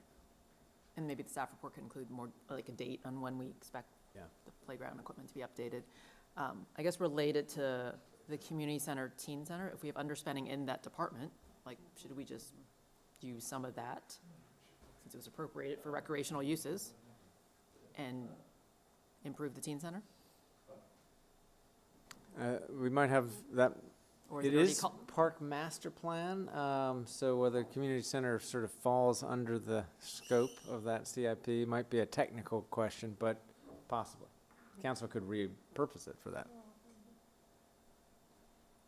I think because it's a CIP project, I don't know that you can use that money. I mean, the council can react All subject to on our it. action. Yeah, that's right, but it would need that step. Yeah. Okay. I had forgotten about the 600 underspending that was discussed 6 months ago, so. Is the number for that Cavalier Trail Park consistent with the number that came in for Berman, for example? I don't have an issue with it, but in terms of the number, it looked high for a playground equipment replacement that doesn't have real site plan work at all, right? They're keeping the footprint and then removing the equipment, installing the equipment. I guess, resurfacing or whatever the treatment is to make it accessible. And so I just, relative to what the cost ended up coming in, I was just wondering, with the 20% contingency, did we sort of expect to get back that contingency plus more, given like this number? Or do you think it's gonna come in at like $320,000 to replace playground equipment? Well, the prices do come off of a price sheet, and that price sheet was competitively bid, and it's something that, lots of Rec and Parks groups go off of. So I think we feel comfortable with the procurement process and that we're getting a fair price. And Danny is always very careful to try to avoid site work because that's where costs get out of control. Now you're not off a price sheet anymore, and it's gets very expensive. But we can compare it to Berman. I think that would be. I do, yeah, and I was at that meeting where they had the public come in and vote, and I do remember this was the middle, the three, were different prices. This was the middle one. Right. So there was actually one that was more expensive than this one. Okay. And after Cavalier Trail, then there was the design build versus design bid build.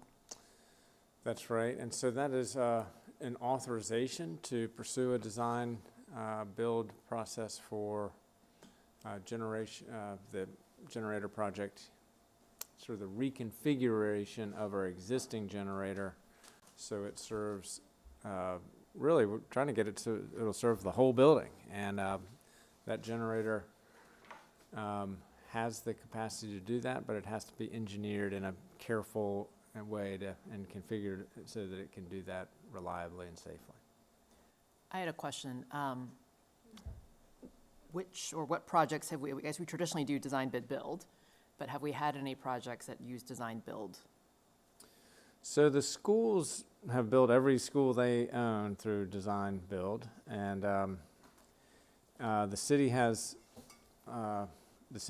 general government has less experience with it. And I am someone who I'm kind of personally fond of the design build because I've observed the schools and I think they've had success with it.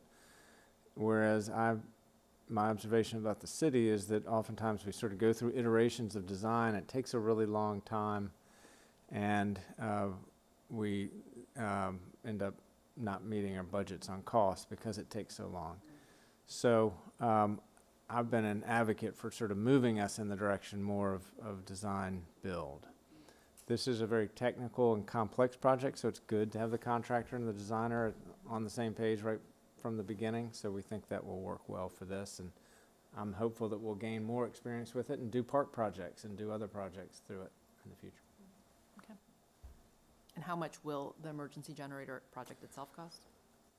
In the CIP, I don't have that number right off the top of my head, but there is a budget. It's 300 and, it's in the 330,000 in the FY27, I believe.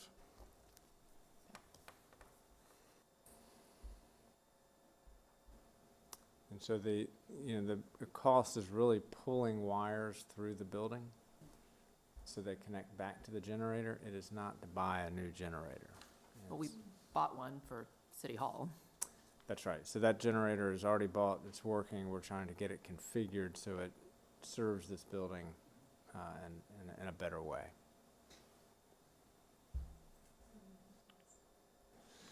And then I think there's one more.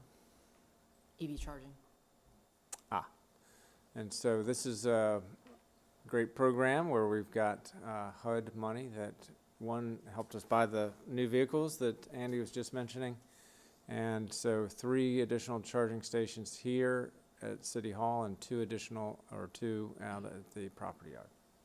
Will the City Hall ones be publicly accessible? Are they? We'll have to evaluate that, right, with the new vehicles going in. So one of the locations, we're going to put it inside the police department garage, so that one would not be publicly accessible. The others will be out behind City Hall in the parking lot, and we'll have to look at that based on, we've added a number of electric vehicles here based at City Hall, and so, to be determined. But it might plant the seed that most likely they won't be, because as we're getting staff, particularly our public safety staff, to use electric vehicles, we want it to be a successful program, and if they can't charge their vehicles, it's going to be like, that's going to be a showstopper. So I think maybe. I think the benefit for public charging that you'll see is we'll need to use the public chargers less. out back less for city vehicles with the installation of the new ones. So the 4 in front and back here at City Hall will be available to the public more than they are today. So the vehicles that we're getting, the police vehicles, are those plug-in hybrids or electric? Because I guess I was thinking they were just hybrids. We've gotten a number of different vehicles. So the Public Works Green Fleet vehicles we were talking about earlier, I think we got 7 or 8 hybrid pickup trucks and 2 fully electric vans for our facilities team. We've added a number of vehicles to the motor pool, and they're a mix. One's a plug-in hybrid, one's a hybrid van, and 2 of them are electrics. So it's a mix across the board. On public access, while we're thinking of this, NVRC had talked about maybe one of their strategic projects was actually thinking about a regional network, having more strategy around a regional network of public charging, because frankly, people don't care whether you're in Falls Church or Arlington or where the border is. We should probably think about where it makes sense to put chargers across Nova, and then jurisdictions can help fund them. But I thought that was a smart way to think about using a regional body like NVRC. So just keep that in mind. Before we invest in public charging of our own, we should figure out whether neighbors at the borders might have some, or where it makes sense ours should be situated. Okay, any questions on any of these consent items? Can I just, I'm going to retract my question because I just found the February 3rd, 25 Berman Park Playground authorization consent agenda item. And so it said, just to save staff's time here, $376,000 with a 10% contingency, which seems about consistent with the 370, whatever we just saw with the 20%. So thank you.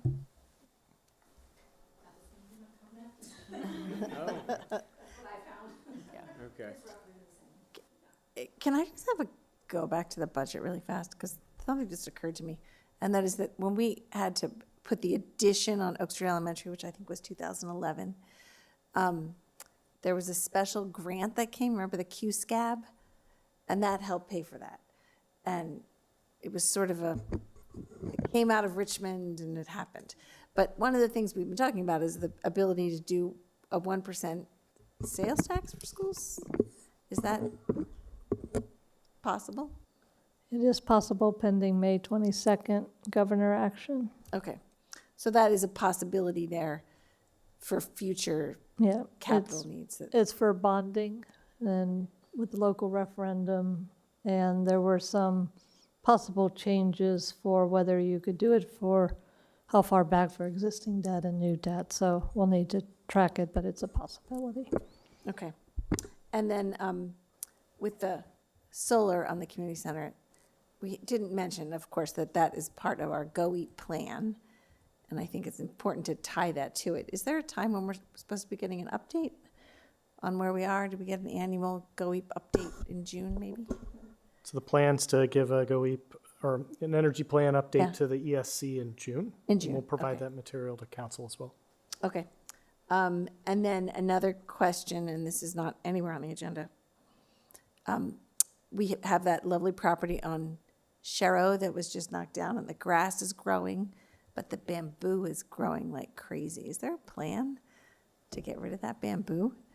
It's everywhere. Yeah, I bet there is. Let me find out from Okay. Charles and Lydia. We cut it all,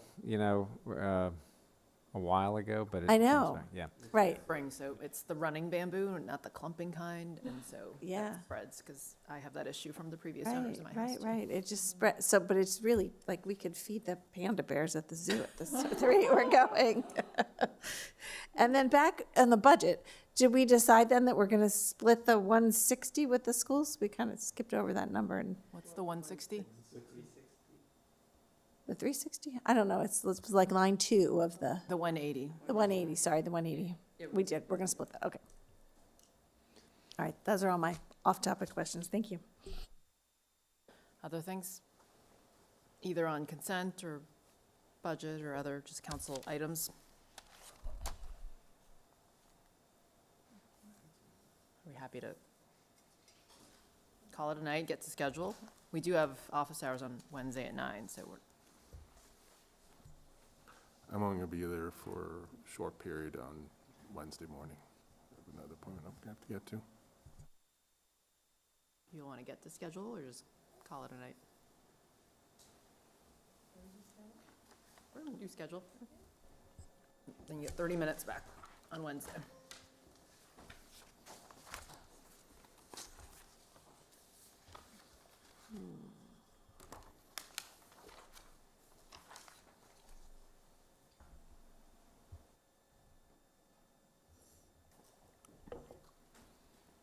All right.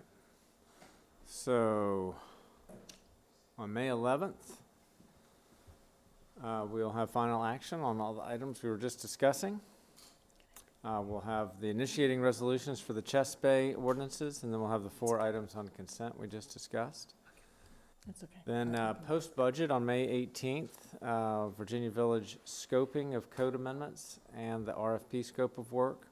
So pursuant to the mayor's agenda, the city council agenda schedule meeting from last Wednesday, we are trying to get that scope of work out there and socialized. And so we're planning to go to various different boards and commissions and discuss it with them while it's still in draft form before it comes to the city council. But I will email it out to the city council so you'll know what we're discussing with the boards and commissions. So we're kind of finishing up sort of our staff crack at it. So I wanted everyone to be aware of that engagement. So it was There on, happens to be a planning commission, housing commission joint meeting I think it's on the agenda. Wednesday, so and that's on the agenda, so they'll get a preview. I Yeah. assume the EDA will talk about it, It's already on the, it's already linked to on that for the planning commission. so. I think the EDA is going to probably more be talking about it at their next meeting than tomorrow night. I'm not sure if it's ready for them tomorrow night. There's a schedule challenge. Yeah.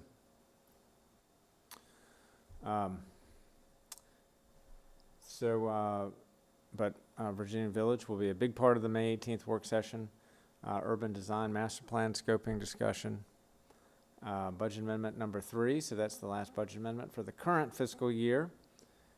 And then financial system RFP support. I thought of something after our last agenda meeting on that one. So this is the support, but because it's on here, are you saying that's above 100,000?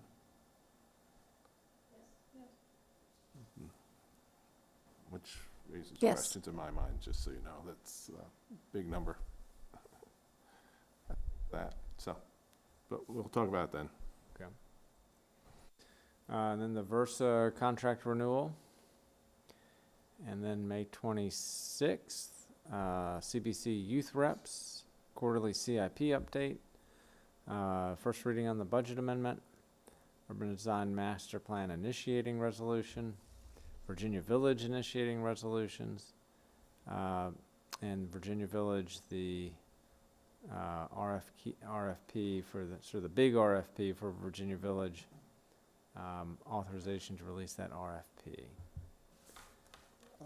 I would just reiterate the concern I have, that we've got a week from the work session to the action item.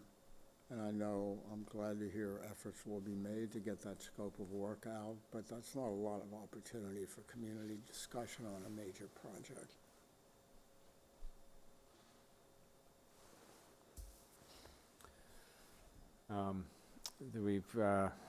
Then on May 25th, the action on the financial system RFP support, Versa, and a post-session briefing on the General Assembly. And if I could just note, because Mr. Fields was out after I talked to Mr. postponing May 26th general briefing to June 8th, but we'll have, Mr. Snyder will be out of town on May 6th, so. Okay. And would June 1st work? 'Cause it kind of works better as a work session item anyway. But we'll follow up and Yep. talk about that. It's fine for staff, so I defer to council.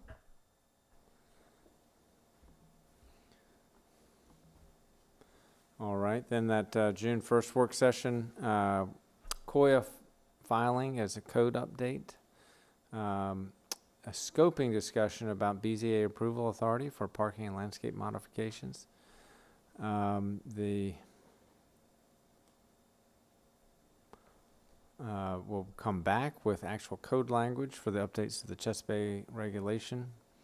This is the item that council will initiate at your next meeting, and so you'll have code language on June 1st.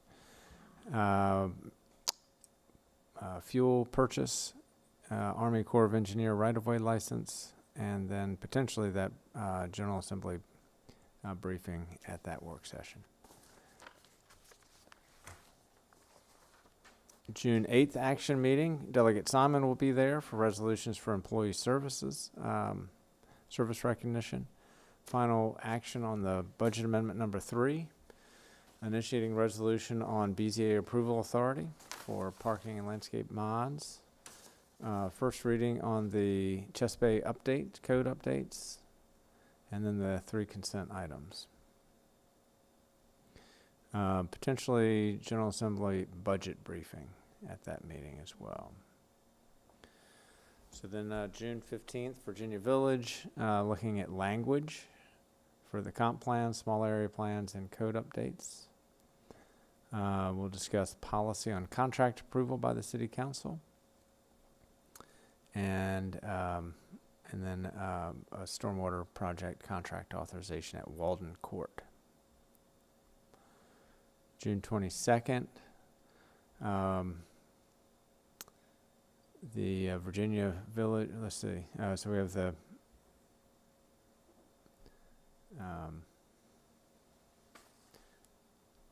Virginia Village item referral to the Planning Commission and first reading of the code amendments and small area amendments.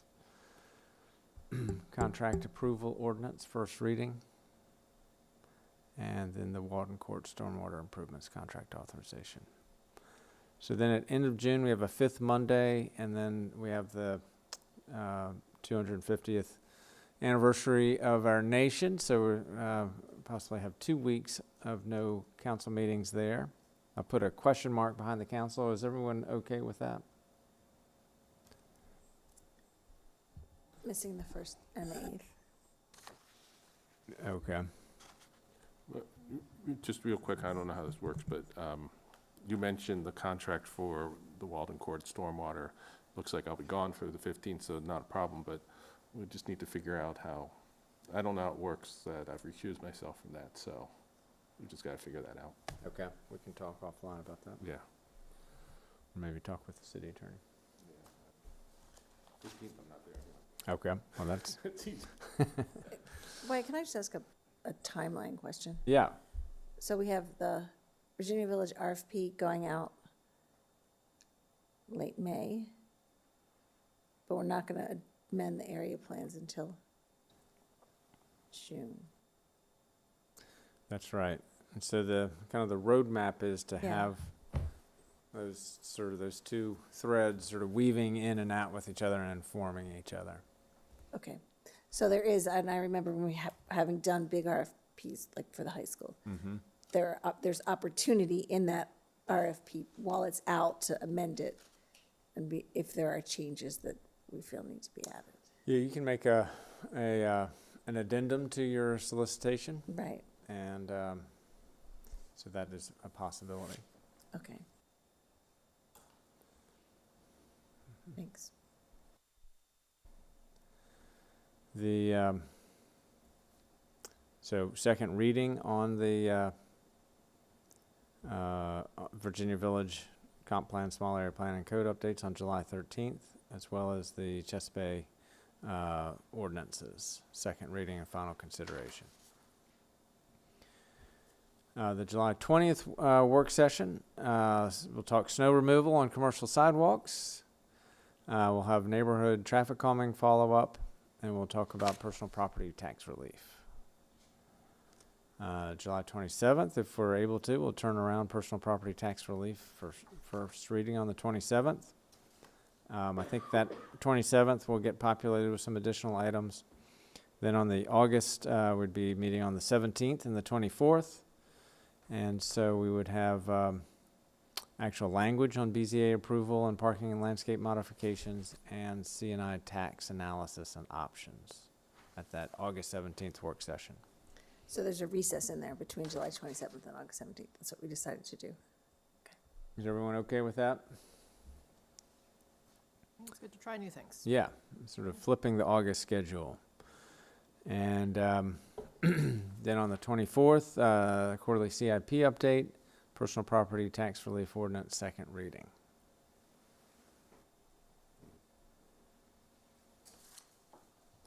And we have started to plug items in for the fall, and there will be more coming on that. One I'll just note, on October 5th, we'll be providing an update on the permits process, and there were questions about green building and small business incentives, so we'll be reporting back on some options with that with respect to the fees for building permits. Actually, can we talk about the August dates for a second? Because I'm just looking at, the 17th is the last week before school starts. I probably will not make that one. But then we have the 31st with no meeting. Would it make sense to bump those two August ones out a week and do, the work session on the 24th and the action meeting on the 31st? Would that be an option? Sorry, I missed that. Yeah, say that again, sorry, I was distracting the mayor with a question. So basically slide, instead of the 17th, have the work session on the 24th and the action meeting on the 31st. Because the 17th is still the week before school starts.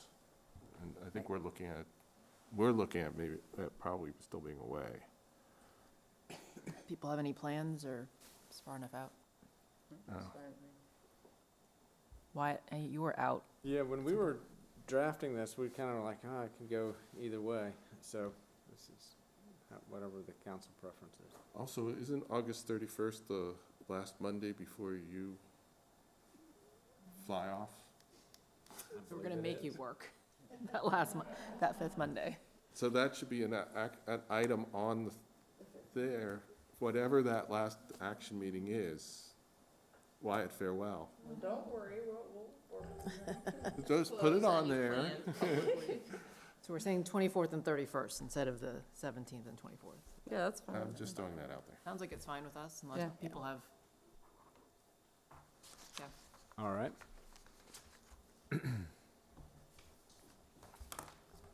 Okay. I do have a few things. We had been talking, I don't see it on here, and I don't see it in the, to be scheduled. Just any sort of discussion on like road closures. I know that was something that was important to the restaurants. And even if that could be under to be scheduled, or it seems like we're having a wonderful, meeting, when was it? There's one like on the snow routes and other things like that. Like maybe we just have a pedestrian fun meeting. And so it would be nice to see something, even if not there, on the to be scheduled, regarding a discussion on street closures and how that process would work. I know we'd also talked about, we had a discussion on Vision Zero and Complete Streets last year. And part of that, there was going to be a follow-up in terms of the criteria that we were going to have for when we're repaving streets. I don't know if that sort of fell off, but it would be nice to, even if it's on the to be scheduled, to have a follow-up on that and where we are. Last week when you were at the scheduling meeting, we talked about adding it to July 20th, Wyatt, like a Vision Zero Complete Streets follow-up discussion. And then the snow removal scope, that discussion was not only snow removal on commercial streets, but also snow emergency routes. So it we're, sounds like- we're looking at all of those potentially for the 20. It's a lot. So Yeah. we're working through whether we can do all that in the meeting or not, but Okay. we're working on those requests. And then my final thing is, did we want to make, I mean, given the budget discussion today, and I know GovOps is going to, or Budget and Finance Budget and Finance is going to cover this, is looking at the revenue share agreement. Is that something that we want to have as a full council discussion sometime over the summer or in the next few months that we want to sort of mark as a to be scheduled, just so that that doesn't fall off? Is there a particular, I know June, we're talking about CNI, or no? The revenue share. June meeting is not about revenue is share, revenue so share. I would just, I guess, invite everyone to come to the June meeting, but we may need to have follow-up, right, like after that in terms of what the budget guidance is, like going into the next budget Okay. cycle. But- Sure, I just, as long, I'm guessing it needs to be more than that one meeting, so as long as we make sure to Right. keep the conversation going, then that's all. But I would, to your point about budget guidance, since we're putting dates on here for October and November, I think we need to have on one of those, discussion about the budget guidance and being more complete than just a revenue number. Whatever we come up with, let's just put a flag in the ground. And then I just wanted to reiterate, I would like to try to get under to be scheduled the Tinner Hill items scheduled before you leave, Wyatt. Okay. Just because you have a lot of the historical context on that. Okay. And it may be, I hate to say, it may be that we need that July 6th work. I mean, I hear a lot of things trying to pile up before you head out, so we may need that July 6th work session, I hate to say, but thanks. Sometimes those big full agendas, that they go real smoothly and go real quickly. And looking on the to be scheduled, I'm going to harp on it again, which is parking, beyond just code amendments and how many yeah. spaces you need, just rules, so, all the different things. What happened to council priorities? Is that, Did we did we finish format them and that? roll them out? Actually, the CACT was looking for them. I tried to find them online, and there was no, document that I could I feel like easily we send finished them so early this year, but then Yeah. we forgot about them. So Mary Catherine did do a great presentation of it, and I kind of dropped the ball on it. I think it is good to go. When do we Yeah, get back we'll in the roll habit it of out. updates on where we're, a So let quarterly me send check-in? that out to council so everyone can sort of see that presentation with nice pictures and good presentation. And then feather in the quarterly updates. Yeah. So for those quarterly updates, we can provide progress We in did those this strategic priorities. last year, maybe 2 years ago, where we kind of rolled them out to our boards and commissions as well, and kind of said, here's kind of our council priorities, how do you guys fit in, make sure we're rowing in the same direction kind of thing. I guess whenever we do that, is there thought that we should do the same with our boards? I mean, I think when we have the document, I think it would be good to send it to them. I think that's a But- liaison. Yeah, I think it doesn't need to be Mary Catherine goes to every single board of commission. No, I think I'm meeting, yeah. asking, do we collectively want to sign up for that? For the Yeah, things as a that we are liaison, yeah. I liaisons think that would be a to, good we thing. should share it with them and say, here's kind of, Yes, I think that would be good.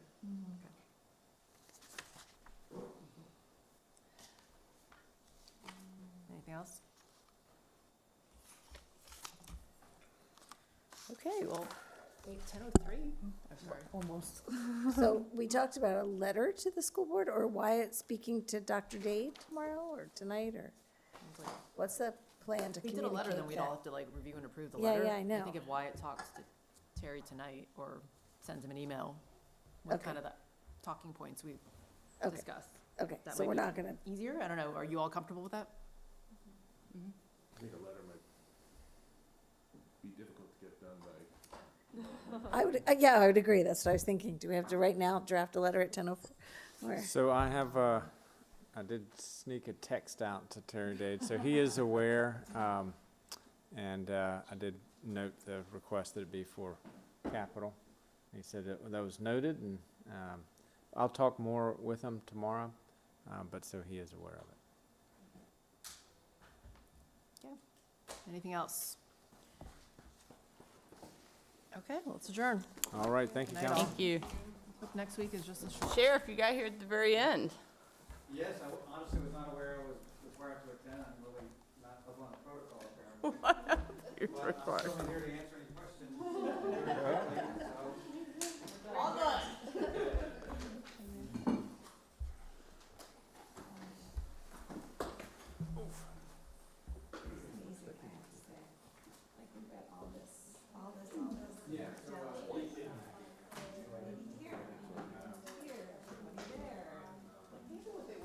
Still don't work.